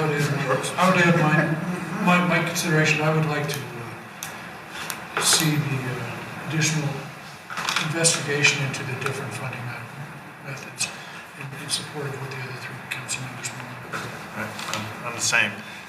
The reason why, because we're talking $8-9 million investment, so it makes some sense to go through the effort because at least 3 of the options that have quicker paybacks and benefit the ratepayers, each of those would require a design component as opposed to someone that would come in and,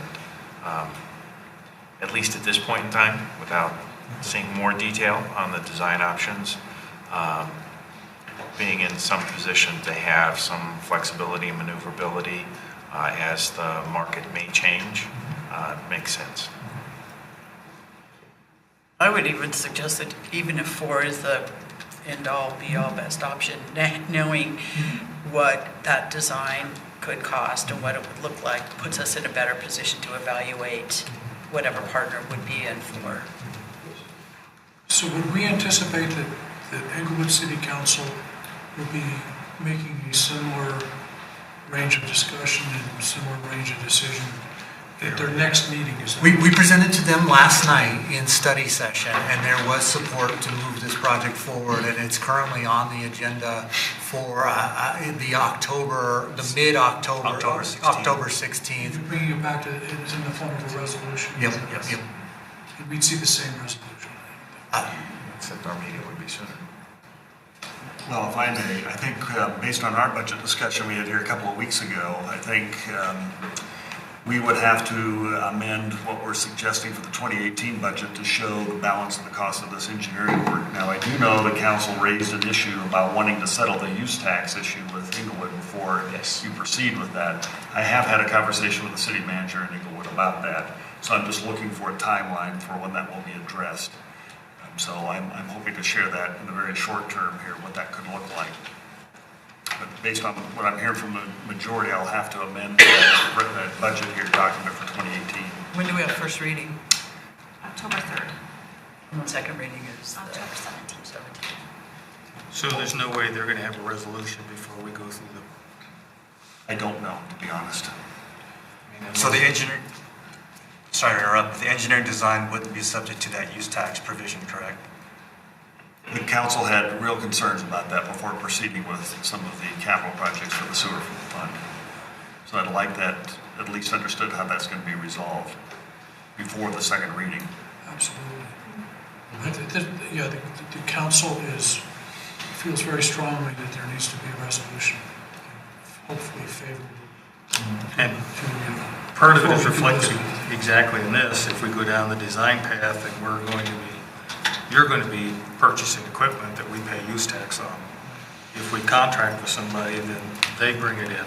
And we have a different time frame. So it's not an equivalent decision.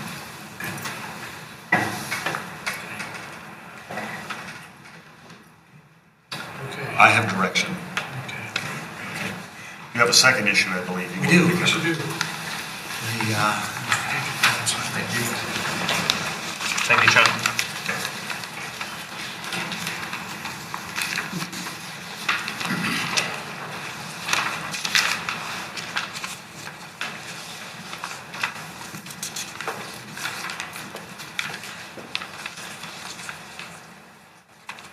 So at the joint, should I go ahead, or are we ready? Please, Okay. I'm sorry, our AV is out here for the. No, that's okay.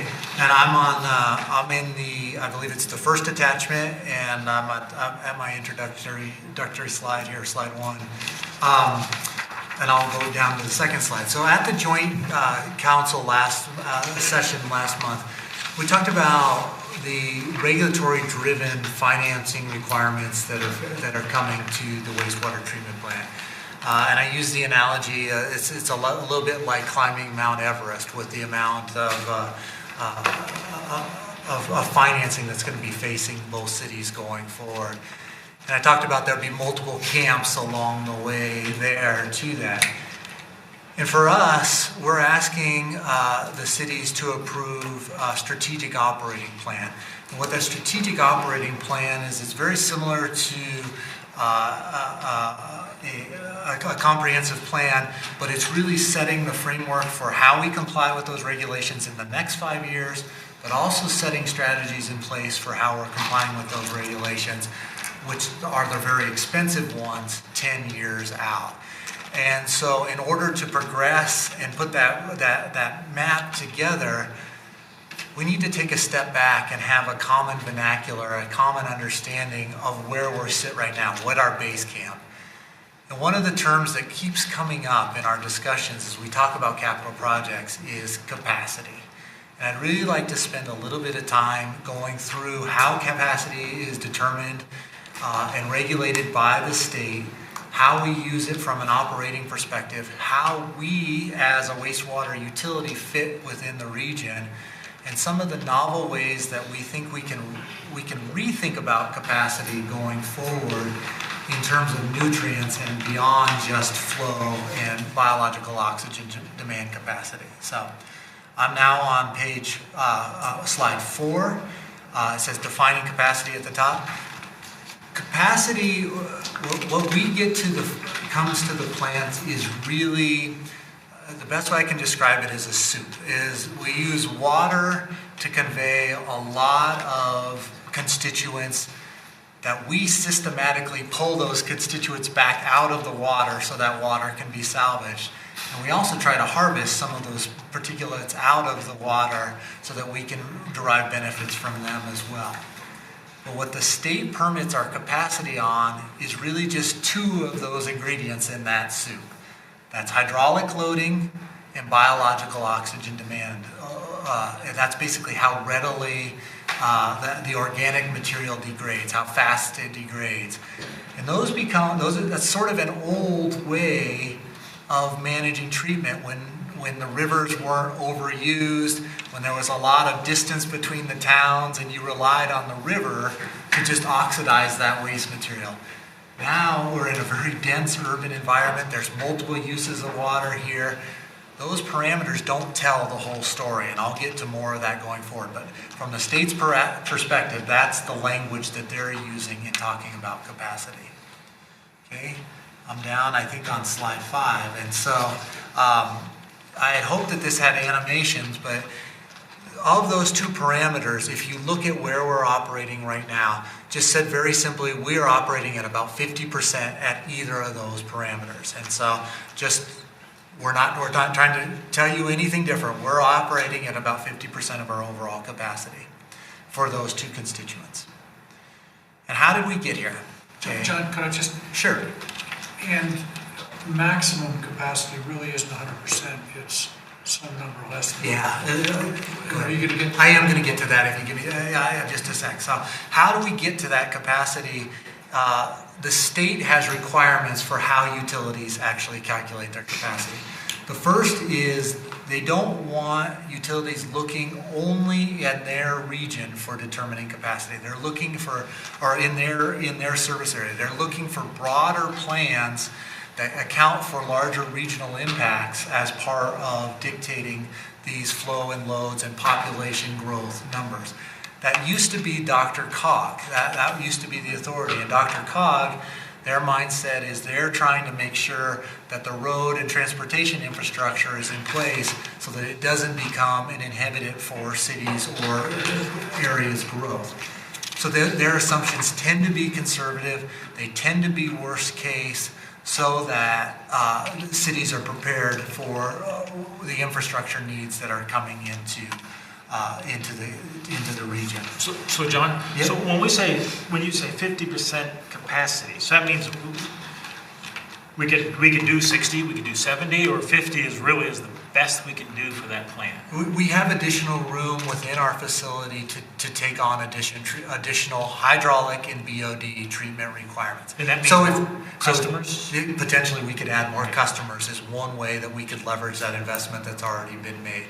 What I'm going to talk about here is we're getting harder nutrient requirements. Another option, instead of adding more customers, is repurposing some of that capacity to actually handle some of those nutrients so that the ratepayers aren't making more investment in tankage. They're trying to, we're going to repurpose that investment that's already made and get more out of that investment that's already made. That's where I'm trying to go with this. So what is our optimum level then? 50%, is that where we're best to run at 50%? Or would it be better to run at 80%? I mean, where are we most efficient?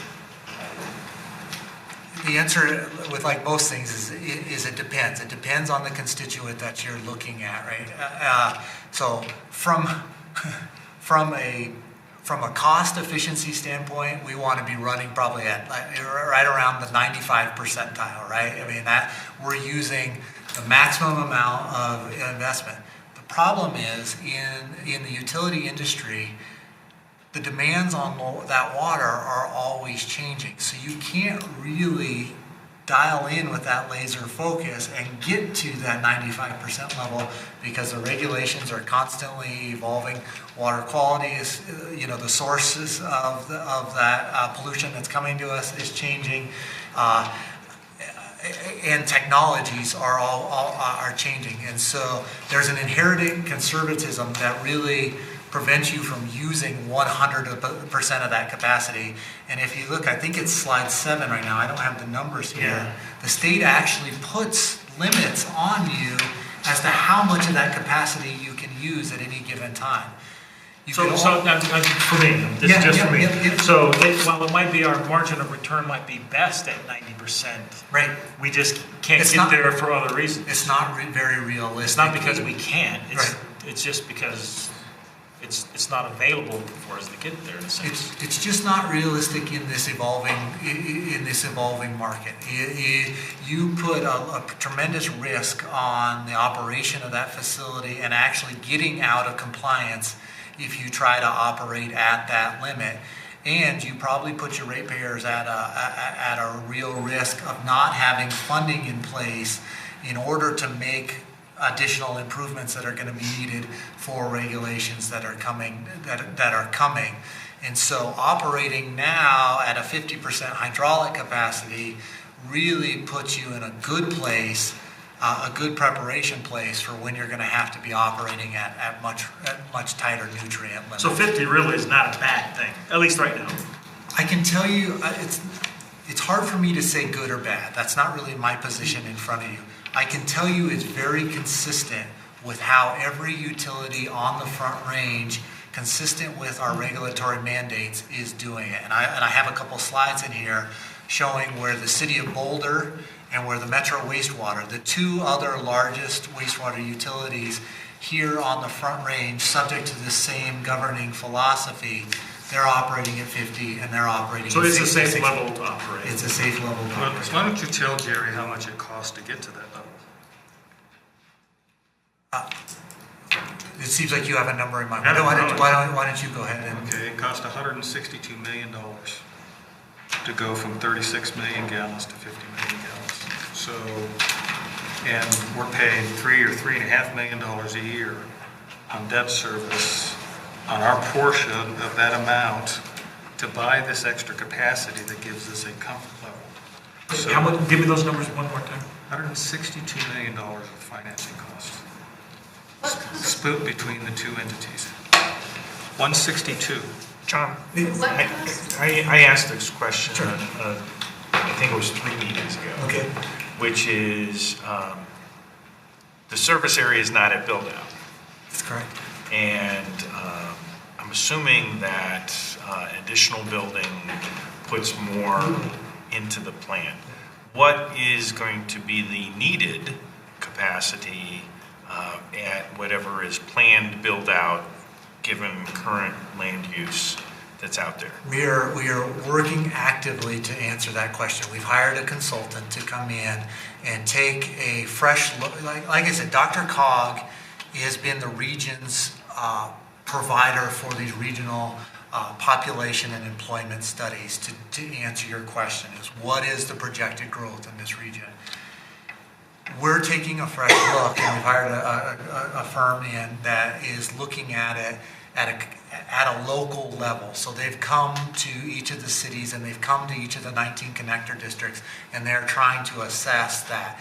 We've actually gotten a draft report out of them, and we have a meeting with them tomorrow. So I prefer not to qualify that yet, but that answer will be coming soon. But we know that it's something more than 50%. Than what we're operating at right now. And I can tell you, part of the presentation I've been making here, if we look only in the 21 entities that we serve right now, there's probably some percentage of that 50 million gallons a day. If we look at the broader regional needs and the financing requirements to get to Regulation 31, I have a very firm belief that there will be other customers looking to the investment that's been made and looking to participate in that and getting to a point closer to that 50 million gallons of hydraulic capacity. I think there's going to be lots of business opportunities that are going to be coming forward in the future. It seems like Doug threw a matzo ball out there, and I'm still trying to figure it out. He said 162 million to go, say, from a 30 to 50%. With the construction started in 2004, 2005, it was a $162 million project with financing cost. The projection was that our flows were going to go through the roof. They had gone down for 5 straight years before they started construction. We're flowing about 25 million gallons into the plant, and we had a capacity of 36 or 36.3, whatever it was before. So we spent $162 million to add 14 million gallons that we can never our use. projections were way off. And we will never use.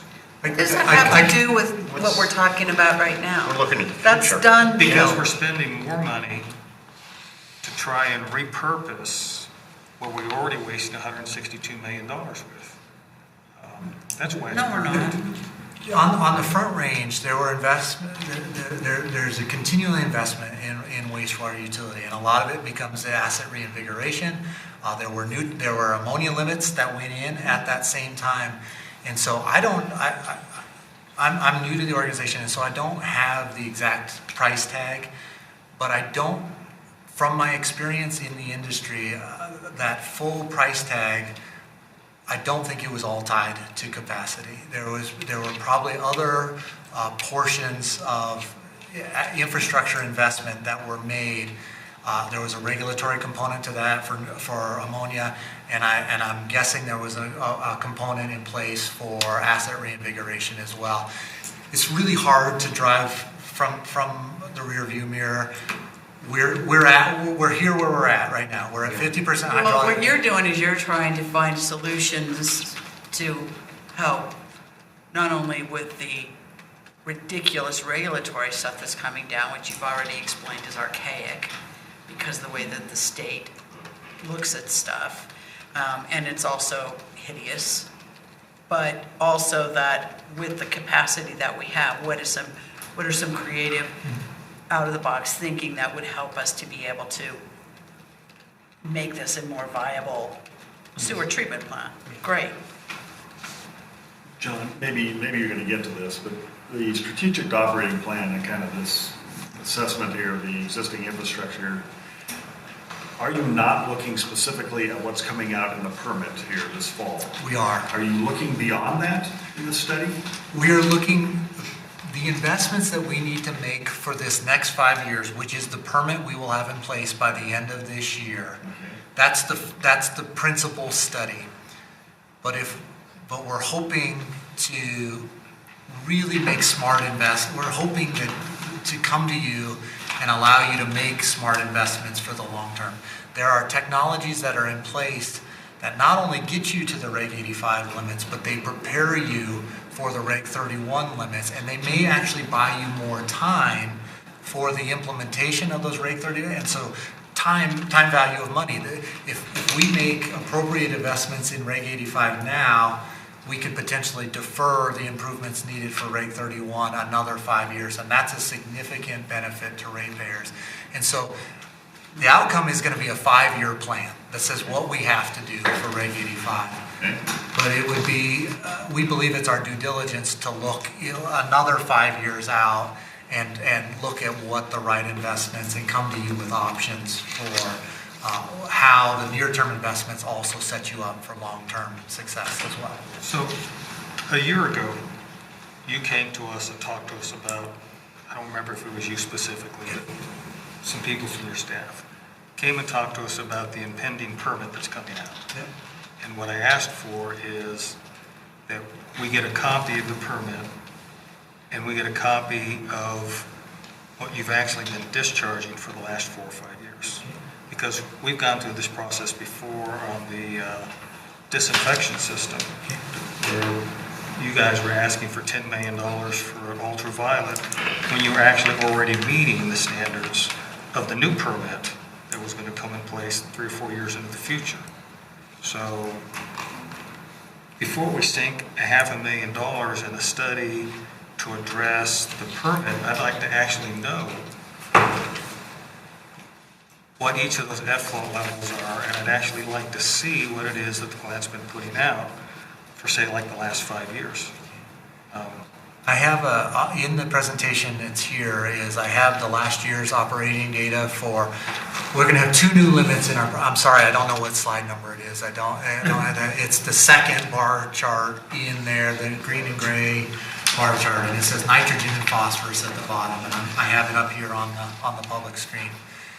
And like I say, you can see our actual discharges for the last year with regard to total inorganic nitrogen, which will be our permanent limit, and total phosphorus. For total inorganic nitrogen, our new permanent limit is anticipated to be 10 milligrams per liter. And what you can see on here is on the green bars, we are consistently the lowest we've been in any, in any 1 month. Okay, so the scale here is 20, and the green bar. I can't see the pages It here. should be on the bottom here. I Okay. think it's page 15. Got it. Okay. Yeah. So right. the permit limit is right here at 10 milligrams per liter. Okay. We don't have a month in the last year record where we've met that, and so from a total inorganic nitrogen standpoint, we are discharging at about we will be, once that permit comes into play, we will be discharging at 150% of our nitrogen capacity. For phosphorus, the gray bars that you see there, Our actual permit limit will be 1 milligram per liter, and we're consistently in the 3 or 4 range, okay? So when that permit limit comes in play, we will be operating at about 300%, 275% of our capacity with phosphorus. We are out of capacity for those two constituents. Okay, the state recognizes this, and so we're not in risk of violation immediately because they've granted us a 5-year compliance schedule. That's what's dictating this timing of the study. Why we need to initiate it now is we have to get ahead of this compliance issue, not only near term, but also long-term, because the next step, rate 31, that total inorganic nitrogen, which is 10, it goes down to 2, okay? That's another 5-fold decrease in limit, and you're getting to where the technology, you're really pushing the limits of what's functionally possible. For phosphorus, you go from 1 down to 0.04, another huge step as well. The technology's in place there, but the costs are very significant. So that's why we feel like this plan is so important. This roadmap is so important for the ratepayers going forward. And so where are we measuring this? Is this? This is our effluent. No, okay. Where? Is this downriver like we've talked about before, or is this at the plant? This is at the plant. This is at our discharge location. And that's where we're regulated at. That's where the state says that we have to be in compliance with these numbers at that location. Well, wait a minute, because I thought we'd been through this where you told us, hey, this is what we really are putting out there, but they don't measure it until this other source comes into the river way downstream. There's two methods. There's the standards. At the joint. The standards looks at the river as a whole, all the contributions, and they're looking at the health of the river for the protected uses as a whole. So that sets the standards. Then the standards get applied to numeric permit limits that we have to comply with. What I'm talking about here are those numeric limits that we have to comply with, but it's considering the bigger picture, which is what you're talking about. So does that help, or? So John, looking at reg 31. Was Peggy, are you through? I don't think you're through. So tell me again, here's the plan. So are you measuring here, or are you measuring downriver? I mean, because I thought in the past you said it's a little bit of the chicken and the egg here, right? So the EPA has to protect the uses of the river. The uses of the river are recreation, drinking water. I'm Okay. just trying to understand the where. So they're looking at all the different sections of the river. They're looking at various stretches along the river to protect the uses at that particular. So it is at some point downstream that they're looking at to set the standard. Then the state comes in and says, to protect that standard, Littleton Inglewood, you can only discharge this much of this pollutant in order to protect that standard down. But it's measured at a specific spot at our discharge. So that place downriver that we've talked about in previous meetings, that's, I forget how many miles down after the creek empties in. Yep, sure. That's not relevant? It is absolutely relevant. May I help? Please. In the past, the council has been told that 10 milligrams per liter nitrogen at the Burlington Hecky, the point downstream, was the critical element. And that the plant discharge was not as important, that what we were trying to do was protect the drinking water standard at the Burlington Hecky. The regulatory climate has changed.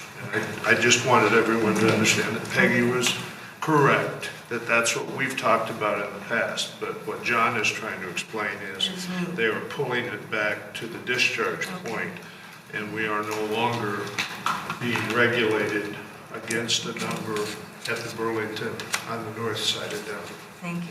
Does that help? Yeah, because we lost control at some point. If it's being measured down the river versus what's leaving the plan. So, John, at what point in time, is there ever a practical, I'll put it in words, a practical consideration as to what technology can deliver? The state has, they've set that framework. So as part of the Regulation 85 implementation plan, they have put an incentive program in place. And part of that is for public utilities to come forward with data both on benefits of nutrients to the watershed and setting the right numeric limit based on the actual water quality benefit of additional treatment, but also looking at the technology evaluations. And this Reg 85 it's fundamentally based on implementable technology. The Reg 31, the actual numeric limits will in part take consideration of the technological implications and the cost implications. So you're saying the 2 and the .04 are preliminary at this stage yet? They're written down, but I think that what the state is looking for additional input as to how they implement those. And so I believe there's time for discussion on those. Well, because at some point in time, refer to it as pure H2O, which would be 0 and 0. When you get to that extreme, it's not necessarily healthy for the river either. Sure. So there's a limit on the other end that says if the river was pure H2O flowing through, there's nothing for some levels of vegetation to pull from the river, and it's how we can actually poison ourselves too.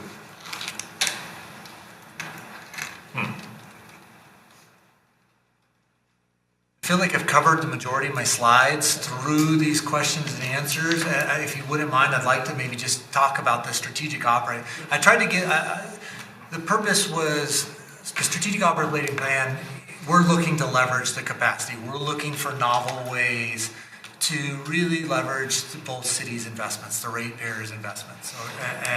And we need additional support in that. So the study, it was identified in the budget. It was originally called the Reg 85 study. We've repurposed it to take more of this broader look. It's also going to look at some of our critical assets that they're not directly tied to capacity, but they're limiting our ability to potentially comply long term, and so that's going to be part of this as well.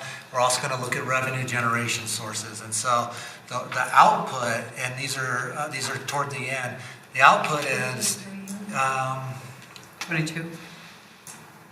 Yeah, it's the slide with the 5 circles on there.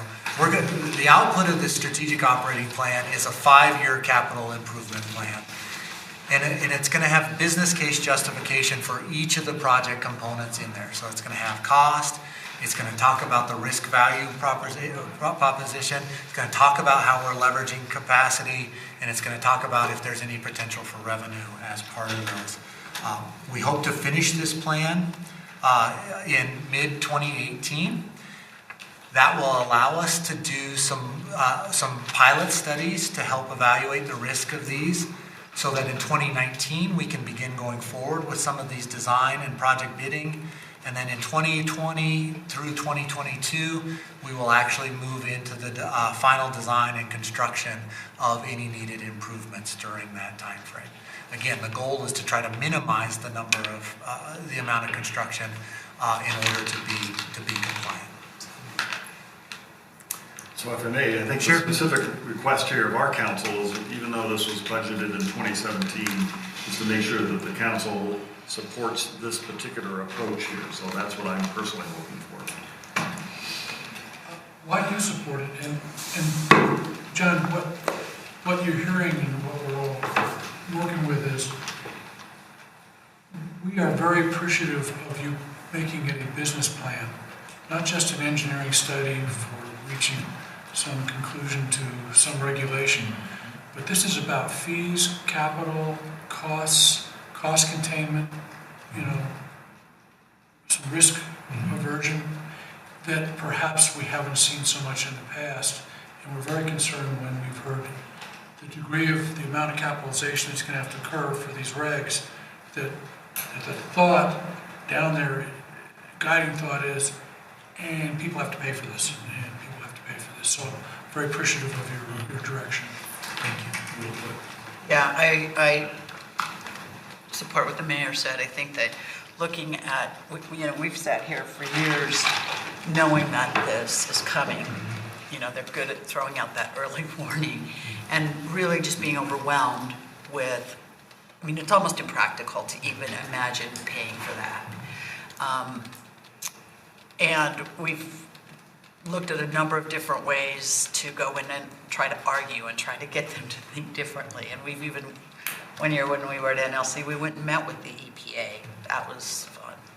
But I think that this approach is very proactive. I think that it's very forward-looking. I think that it's smart. And I appreciate that. And I appreciate that we're starting to see this type of thinking coming from the plant, because I think with what we've got looking down the pipe, so to speak, it's something we need to be a lot more in a offensive mode than a defensive mode. So I think this helps get us there. So I'm supportive. I think a good part that you've included in this, John, is the evaluation of the current assets to be able to carry us forward as well. It's not just what in terms of new toys might be needed, but also the existing plant and how do we carry that forward. So certainly some of that may help in revenue opportunities and some of it may hinder. And having that assessment become part of the analysis, I think, is very important and good. I'm supportive. Doug, any comment? Okay, well, John, thank you very much for coming back to us. I know this is very hard information for us all to work with, because it's not something that we're dealing with every day. We're struggling with roads and stormwater and some other things, but we're really struggling with this. So thank you for taking the time. I know we're going to invite you back because we have to keep getting smart on this and get ahead of it. Yeah, thank you for the feedback. I appreciate the dialogue.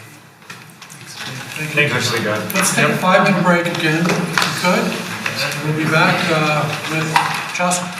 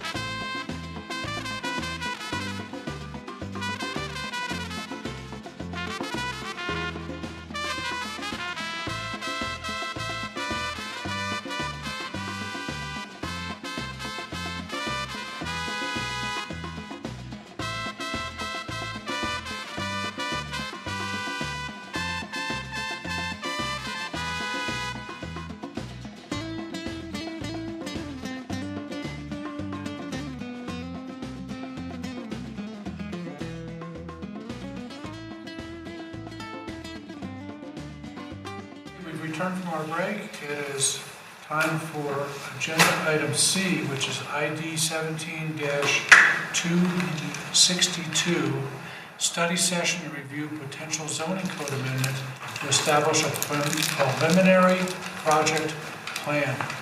And our city attorney and Jocelyn Mills, our community development director, are going to present information to us. Thank you. Mayor, Council, thank you very much. What this is in regards to is the city has a number of different zoning classifications, and one of our well-known ones is the plan development classification.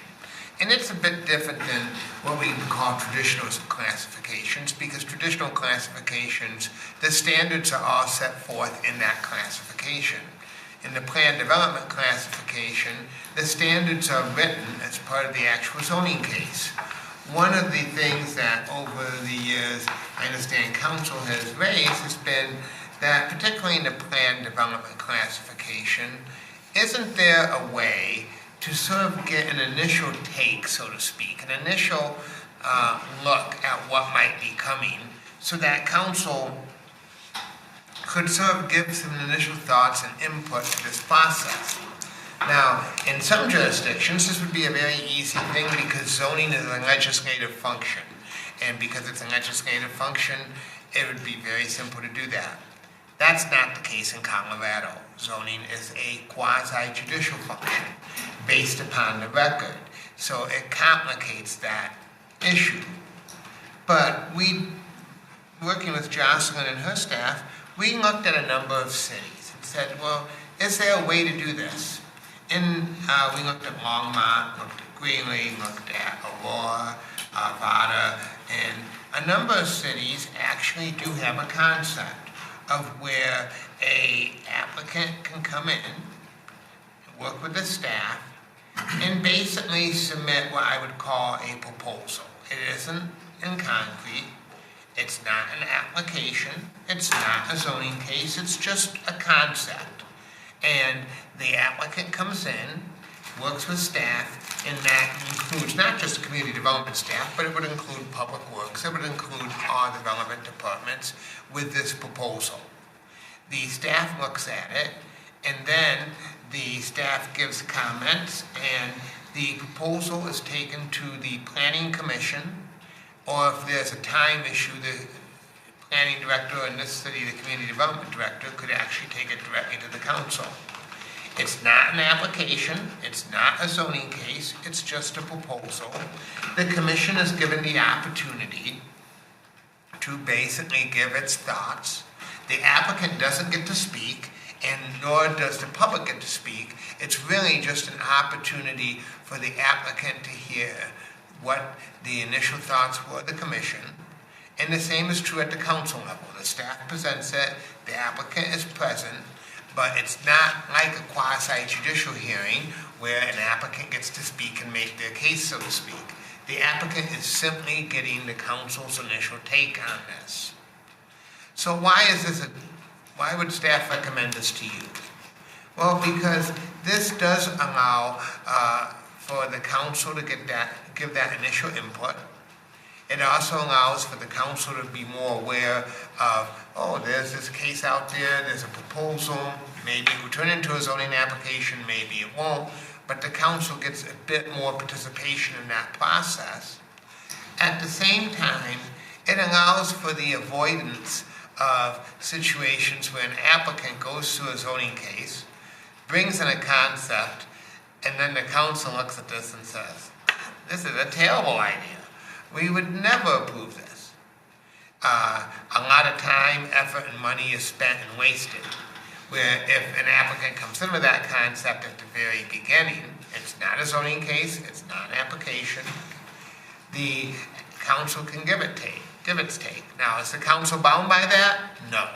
It doesn't set a precedent, it doesn't bind you. In fact, you might well, when you see the application for the same case, take a completely different approach.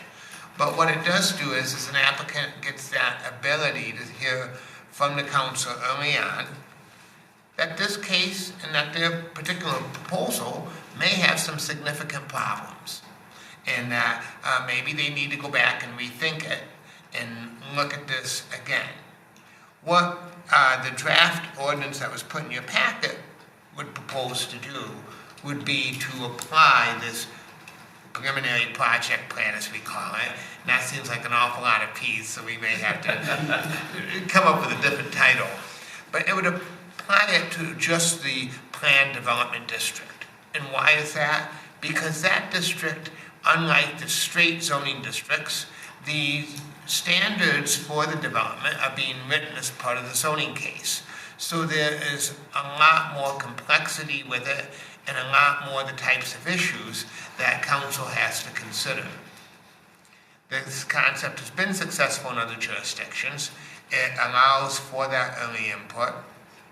And what we would be proposing to do if the council, based on the council's input, would be to bring this back on a first read and second read for the council to consider after it's gone to the planning commission. Because this is a text amendment to the zoning code. And quite honestly, as I have mentioned, Jocelyn, staff, and the city attorney's office, we're working, there's a number of zoning things we work together on, and this is just one of the first that you will see.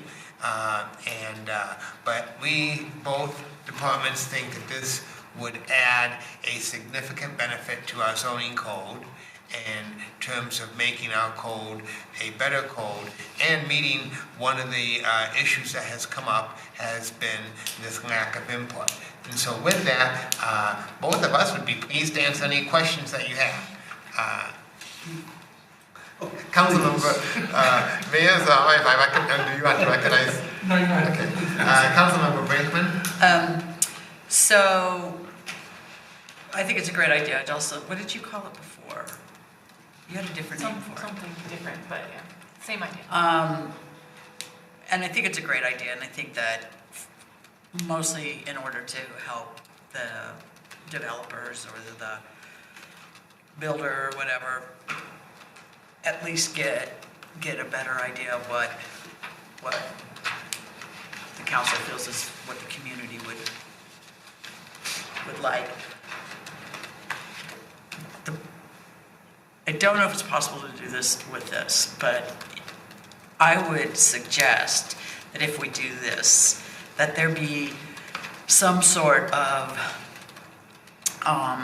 guidelines for council as to what we can, what's within our ability to talk about or to, and I don't mean in terms of legalities, I mean going into super weeds on something like this. So when we're doing a rezone, we know that we are basing the rezone on a specific set of issues, and that we are not planning the landscape, or we are not deciding some of the other things, what the facade looks like.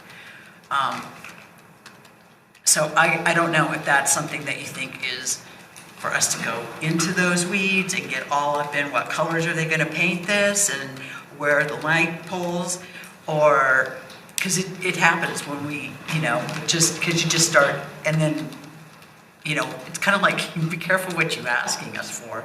And I'm just wondering if there's a way to keep us in a lane so that it doesn't get too far out, or do you want that? Because I don't know that the developer is interested in the way council feels, building, what size the window should be. Well, and the way that the draft proposal reads, the council is really going to be limited to providing an informal evaluation of the proposed project. So the proposed project at this point, it isn't going to be a zoning application. So it's not going to have the specificity of a zoning application. It's going to be much more basic. It's going to talk about basic concepts such as possible densities, perhaps a possible roadway layout, perhaps some possible types of land uses. It's definitely not going to get into things like what color the buildings are going to be, or the roof lines and that, because those would all be things that would really come through the zoning application and the development of zoning standards. So we want the applicant, which was the developer, they would not have that documentation prepared for this? They would not have that documentation prepared. It would be just sort of an initial evaluation of a concept that you would be looking at. And that's the only purpose of this, that council would be engaging in, no other purpose. Two questions then. So how is this different than the design review committee we used to have? The design, and I know that there was... They were elected. I know there's once a design review, that predates me, but normally what this is designed to do is, I don't think it's going to be nearly at that level. This is going to be much more of a very general concept that you're going to see. That's not going to get into that level of specificity where you're, again, talking about an actual zoning case or whatever, because this isn't a zoning case. This is specifically defined as just an initial preliminary plan, and I'm going to use plan in a very generic sense. I'm not using it in a plan sense, that you're going to be seeing. So it doesn't get into that same level of specificity. I've read that provision that once existed in the code, and I don't think this is that, because it doesn't get into that level of specificity. Well, I think, design review was further down the road. Yes. So, but on this then, related to that then, Stephen, so what liability do we have then? If a developer comes to us with some sort of a plan, and planning commission says, oh yeah, this is what we'd like to see, and with council, they come back after putting money into it, say, hey, this is what we heard from planning commission and city council, then it goes to planning commission and or city council, and one or the other or both deny it. The answer is you have no liability. The way that the draft amendment is written, and certainly if council says to go ahead with this, we would write it this way, is going to provide that this is not part of any zoning application.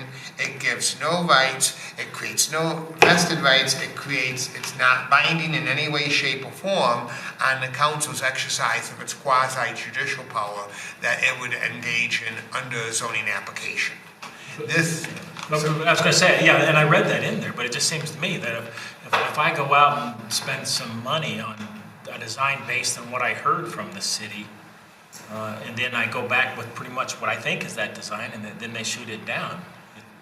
The answer is that you can only gain those types of rights if you have a legal action of the city where the city says, listen, you can expressly rely on it.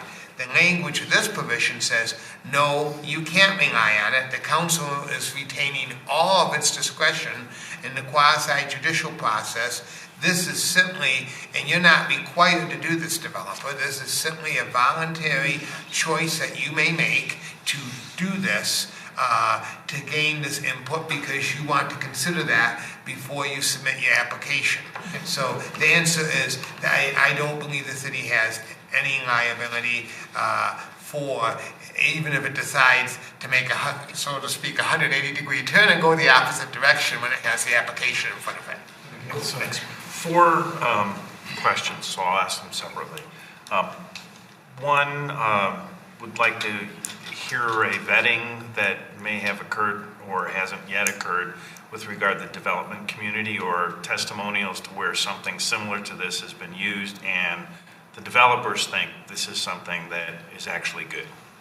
We would certainly go forth and do that based on, if the council's direction is based on the study session that this is something you'd like to have come back on first read, then normally this would be the type of thing that I would suggest we would send out to things like the Denver Area Home Builders Association and some of the other development entities and say, we're looking at this, what is your take?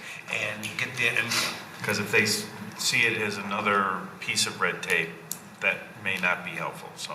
And I would offer too that generally we do get asked this question fairly frequently with people inquiring about potential projects in the city, and they are interested to know, could they come before the planning commission or council and just get a general input on their concept. You got my gist around that. Yeah. Yes. Second is appreciate how you've read back some of the fact that it's non-binding, that's in part of the resolution, but would also like to maybe test that with the communities that have done this to ensure they've not been challenged on any of that. So would like to hear any of that history that's out there. I can certainly look, and we can look into that, yes.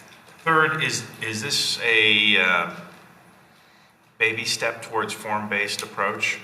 But that's something you can comment on at a later date. And number 4,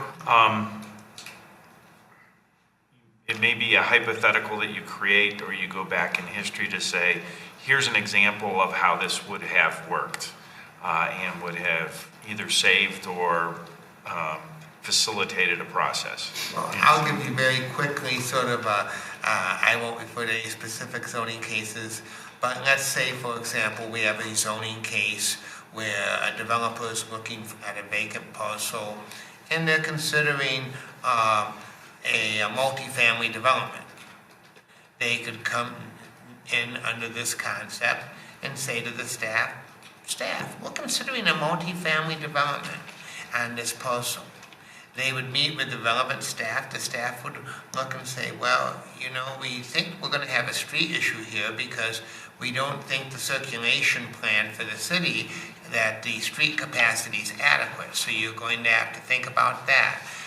We also have checked with the city's utility function, and we have some concerns about that the existing sewer lines at 90% of capacity. So we see this adding additional discharge into those sewer lines, and that's likely to force at some point the city to have to construct a reliever line to provide that additional capacity. We have a concern about that. We also have some concerns about compatibility, because on one side of this parcel is single-family homes, and on another side of this parcel is very, very intense commercial. And how are you proposing to buffer these other uses? And that's something you ought to consider if you're going to submit a zoning application. So it'd be those types of things that from the staff review, and then whatever the council raises. The council might say, well, yes, this looks like it might be a nice application, but we think that in the multifamily areas, we ought to perhaps consider, you maybe ought to consider some enhanced landscaping, because that would help it make it more compatible with the adjacent development. We're not going to get into what that would be or whatever, but it's just a way for council to throw those types of issues out. If I'm a developer, I go back and go, now I'm looking at this project, I'm going to have to begin to cost in having to contribute to the city on a reliever wastewater line. I'm going to have to cost in some additional street improvements. Well, when I look at my numbers, I can't make the project work. Or I look at my numbers and go, well, with the housing costs and things, I can cost all this in and make the project work just fine. And now I'm going to think about doing an application and going through the staff pre-app process and really beginning to think about a true zoning application. Thank you. And I think the other thing to add is that it's not changing any of the processes that we have in place today. It's just providing another opportunity that would be voluntary. You wouldn't have to do it, but it's another opportunity, another tool that Littleton would have to offer to developers or folks as they're contemplating a planned development in Littleton. It's just another option. And it might be nice to capture some of that if that's the way the community feels that it comes from them as well. So I think, Councilmember Clark, I think you had your hand up next. I think the way that this is written, this is political suicide, and I'll give you some specifics in a second, but all that process that you talked about, where they come in and they talk to the staff and the staff gives them feedback, used to be what happened with the DRC. And that's actually a very valuable process. I'm very skeptical about the obligation part and their claim on vested property rights. We have a chapter in the zoning code that's very specific about the process and the steps that you have to go through to get vested property rights, and we've already been advised by one of Ken Feldman's lawyers that basically that chapter is worthless. So, and I don't know if I believe that, because he also said he hadn't read it yet.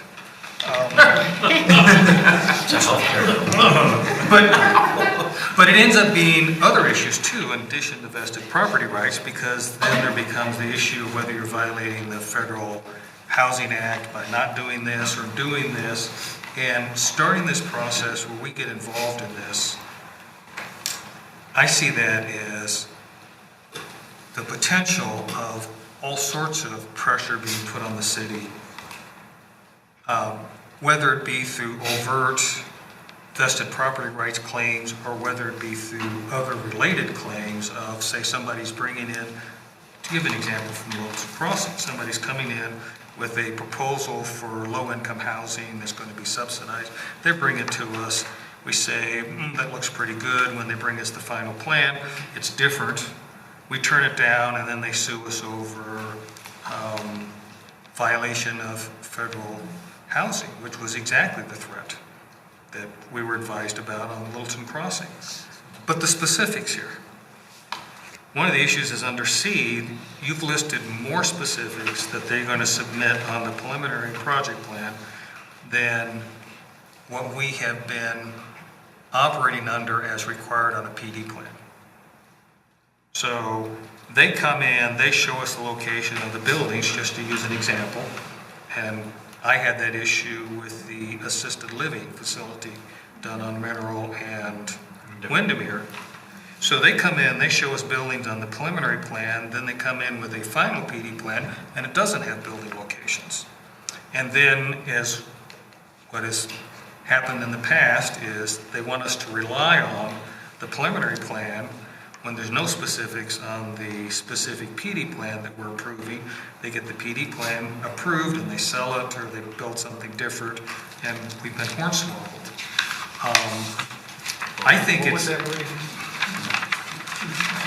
I think it's political suicide to have a provision in here where we can waive going to the Planning Commission. If there is a project that's controversial enough that they're coming to us in the first place, there's more reason for doing this, and we bypass the Planning Commission, the community's going to go berserk.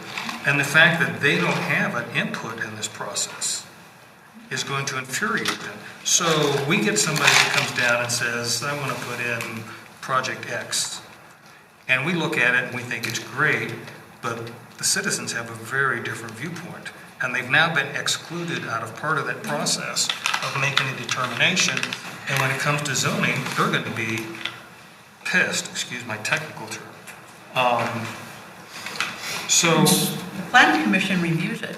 It says maybe not. It says they need something. It says that the community development director has the discretion to waive that, which puts the community development director in a position where then they take the heat from the community for making this decision.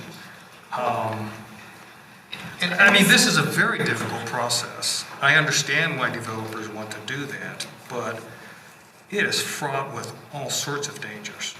And putting exceptions in there to bypass the Planning Commission and excluding the public from it, I'm not understanding what you're saying, but the intention isn't to change anything relative to our existing code and how plan developments are processed. So once you submit a formal application, you go through the existing city process. So Planning Commission makes a recommendation, City Council makes the final call. This, and we can wordsmith it, however, the idea here was an option before you submit an application. So this is only talking about this conceptual idea being presented. And I hear what you're saying on the level of detail. So I'm just to clarify, maybe I misunderstood, but that's I understand. I understand developers wanting to do this. I've heard for 20 years. I've heard people making attempts on the city's part and on other person's parts to get at something that's exactly this, and we have never done it because there are so many pitfalls in it. But even if your motives are as pure as driven snow, and ours is, if you go through a process and we give it our blessing and it comes back for zoning and the citizens are infuriated and we pass it anyway, that's just going to inflame them even more. You know, after the Walmart issue, strangely enough, I was invited by Walmart to go and talk to them. They had their vice president from Bentonville or whatever it is, and they invited all the mayors of all the towns to come down and sit at this round table with them. And what became very, very clear is that Walmart didn't care what the citizens wanted. What they did was they lobbied the councils. And you're getting dangerously close to something like this when you create a process that excludes the public from weighing in on the preliminary part on it. And frankly, even if we pass it, if the public doesn't like it, they'll do a referendum on it. So it's counterproductive to exclude them. It's political suicide for us to approve a process and participate in a process that does that. Excluding the Planning Commission is just bad form. And then just one more thing, just to clarify it again, I'm not trying to argue, I'm just trying to make sure it's understood. So what we have added into the requirement, and maybe this was there in the past, I can't speak to that, is that applicant, before they submit, so before you submit a formal application to the city, we do have certain requirements. You can come in for a pre-application, and we'll talk about some of the details of what you would need to do once you submit your formal application. But you also are required to do a neighborhood meeting so that you can receive community and neighbor input before you submit the formal application. But that's after they've gone through this. And potentially, yes. Yes, and after we give our blessing or opinion or whatever else it is, it changes the whole dynamic. And we can talk about whether we're obligated or not obligated, and whether this is vesting property rights or not vesting property rights. But if, and take into it, if once we make a public pronouncement on NSER, then we've changed the mix, or any property. Once we've made a public pronouncement on what we think will go there on the parameters. You're talking about council. Yeah, we talking about council. I think this needs to happen at the staff level. I think you guys are cognizant, and if you aren't now, you will be in a couple months, of what the community values, what the process is, especially if we go through the whole golden thing. You're very capable of giving that input to the developer.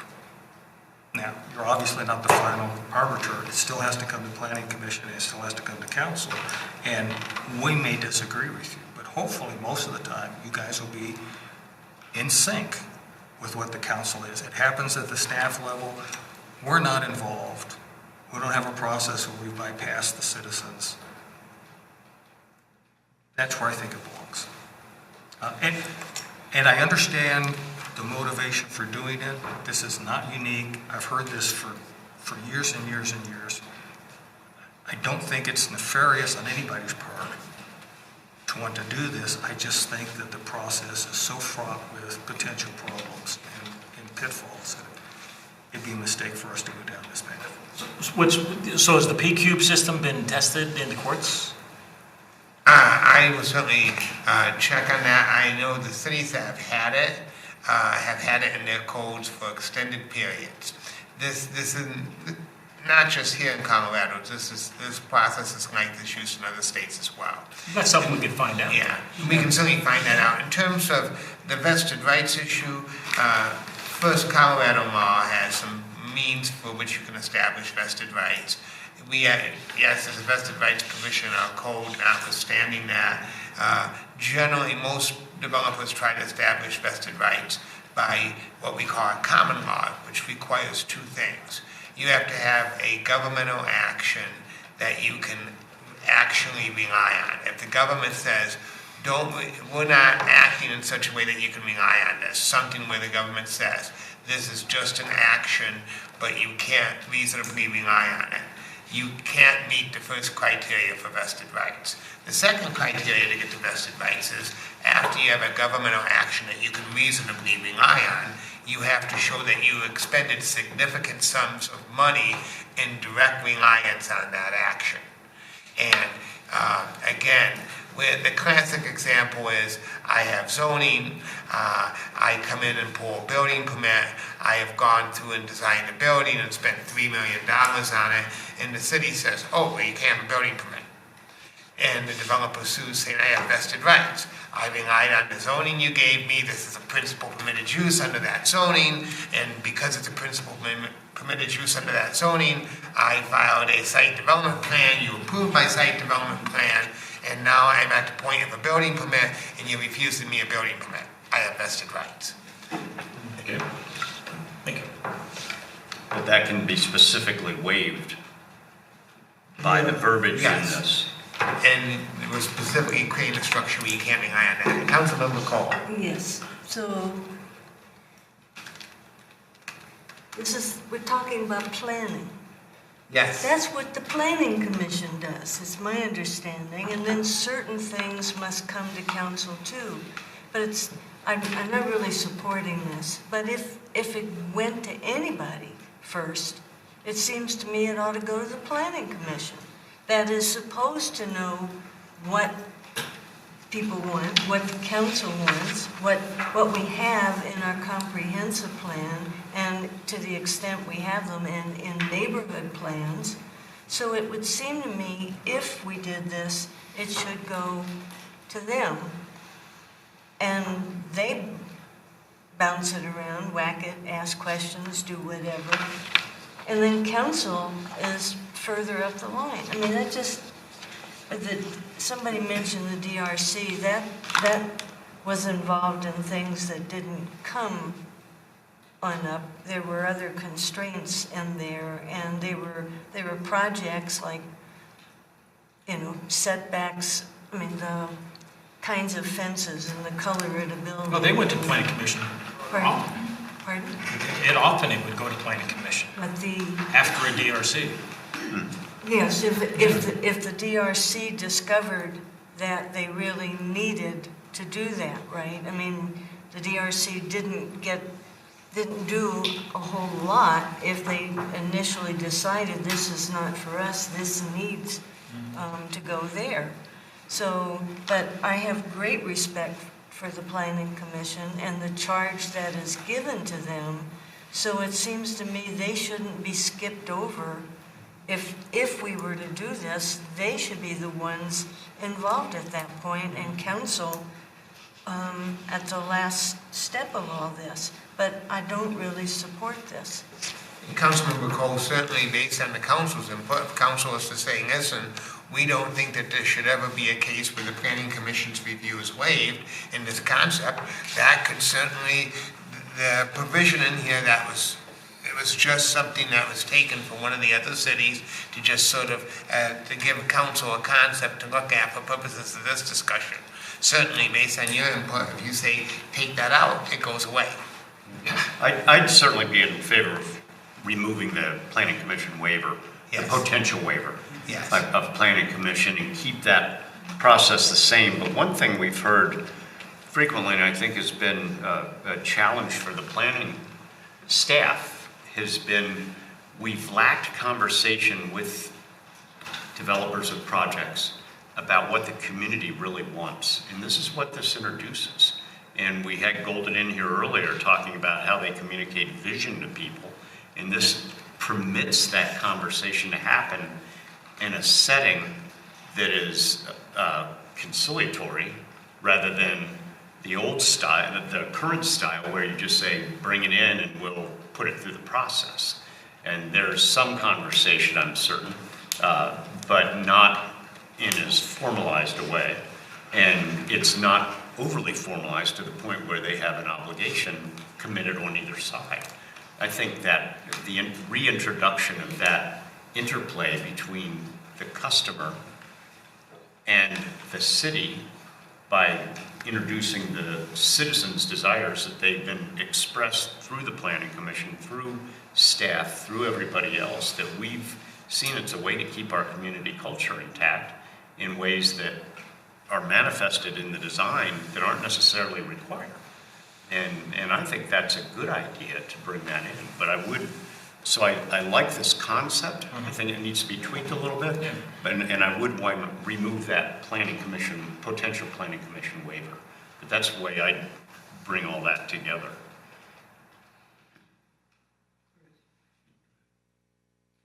I also think it's a great concept.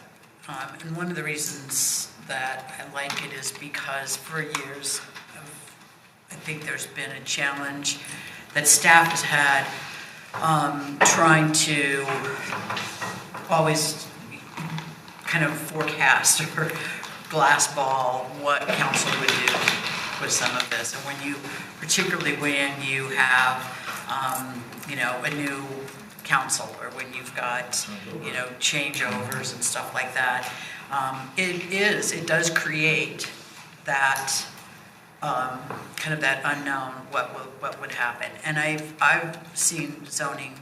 I know of plans that staff have told developers, no, this council won't approve it, and they go elsewhere and do it. And I don't like that. I'm not saying it's this staff, but that has happened. And because they're speculating that if you go forward with the rezone, it's not going to go through because of the way that, and that, I think that this helps stop those things. And I think staff's only doing the best that they can, speculating that. But I think the developer should have an opportunity to actually hear what council has to think about it. And I agree with the planning thing. Planning needs to be in there. Planning board needs to be in there. I also think that, I hear what Doug's saying about, some of the risk involved here, but I think that it is being done successfully in other cities. Developers are asking for it. They wouldn't ask for it if it was a venue that was actually going to hurt them in the end. I think that we are representing the citizens. I would love to see us have a stronger, something similar to what these guys have done, where we can source back to that. We're working on it, we'll get there. But I think we have a good idea. We've been represented, or we've been elected to represent the citizens. They made it clear to us when we were campaigning. They make it clear to us every day in our conversations with them. It does end up back in the public process. Nothing we do is out of the public process. Everything we do is public. So there's always an opportunity for the public. We're not going to go sit in a dark room and look at this and then burn the papers afterwards.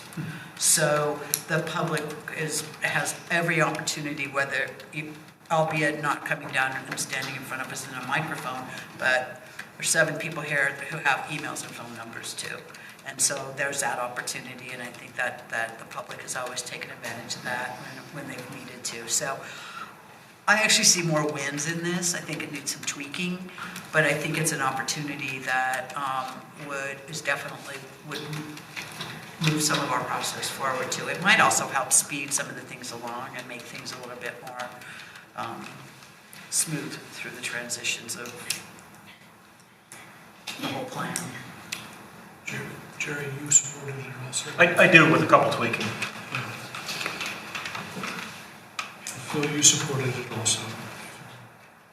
With change and support. So the majority of council does support it, the concept, but it sounds like the majority of council is really concerned about those fixes. And I know you take notes or listen to this again. And I guess that means we'll see it again, but it's probably going to get a little critique at first reading too, if we're not sure of it. Yeah, and more support or more research on how it's working in other cities, good, bad, and ugly. We can do that, and we will certainly take the council's input and remove the provision in subparagraph 3 of E that allowed for the waiver of planning commission review. That will get removed. And let me say again, when it comes to first reading, it won't be one of those ones that just moves ahead. I think there'll be some crafting concerns. Yes, we will certainly go back and take all of this input as well as do the research and then come back to you. And anything we said tonight is non-binding.